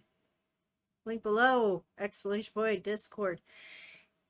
Here is where I keep everybody updated. Go ahead and click that. Join the club. Let's have some fun. There's other pages on there too, which would like to talk about some other nerdy stuff. But most of the announcements go there. We do have a Facebook page, but I don't update that as much. I'm usually on Discord. So that's your place to be so that you get an invitation that says that, oh, here I'm going on now, and this is what we're covering. We also have a YouTube page, link below, exclamation point YouTube. Currently, it just has VODs on there right now, but there's going to be other videos eventually being worked on. Uh, Warcraft playthroughs, lore videos, the Overthinking series, and other stuff and rambling stuffs too. Right now it's a little bare, but hopefully coming up soon we'll have other stuff coming on there. Um,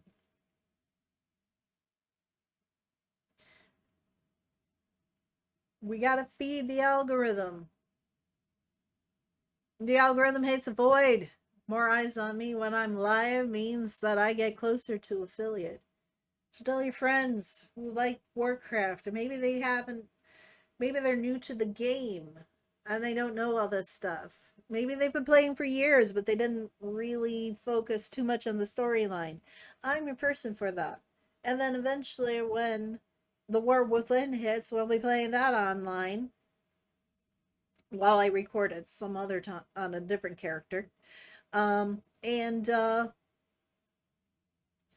we're going to go through the story, and I'm going to make predictions, and I'm probably going to be right about it. So if you want to see that live and in person, you come here and watch me live. It'll be fun. It is. It really is. Okay, I'm signing off now. Oh, I'm glad I don't work tomorrow. I'm on vacation. Yay. It'll go by so fast. It's so bad. Anyway, everyone take care. Have a good time. Have a good work day. Hopefully, we'll see you on Thursday. I will update you what day is actually going to be the live airing day, but it's looking like it's going to be Thursday. Take care, and we'll see you then. Good night.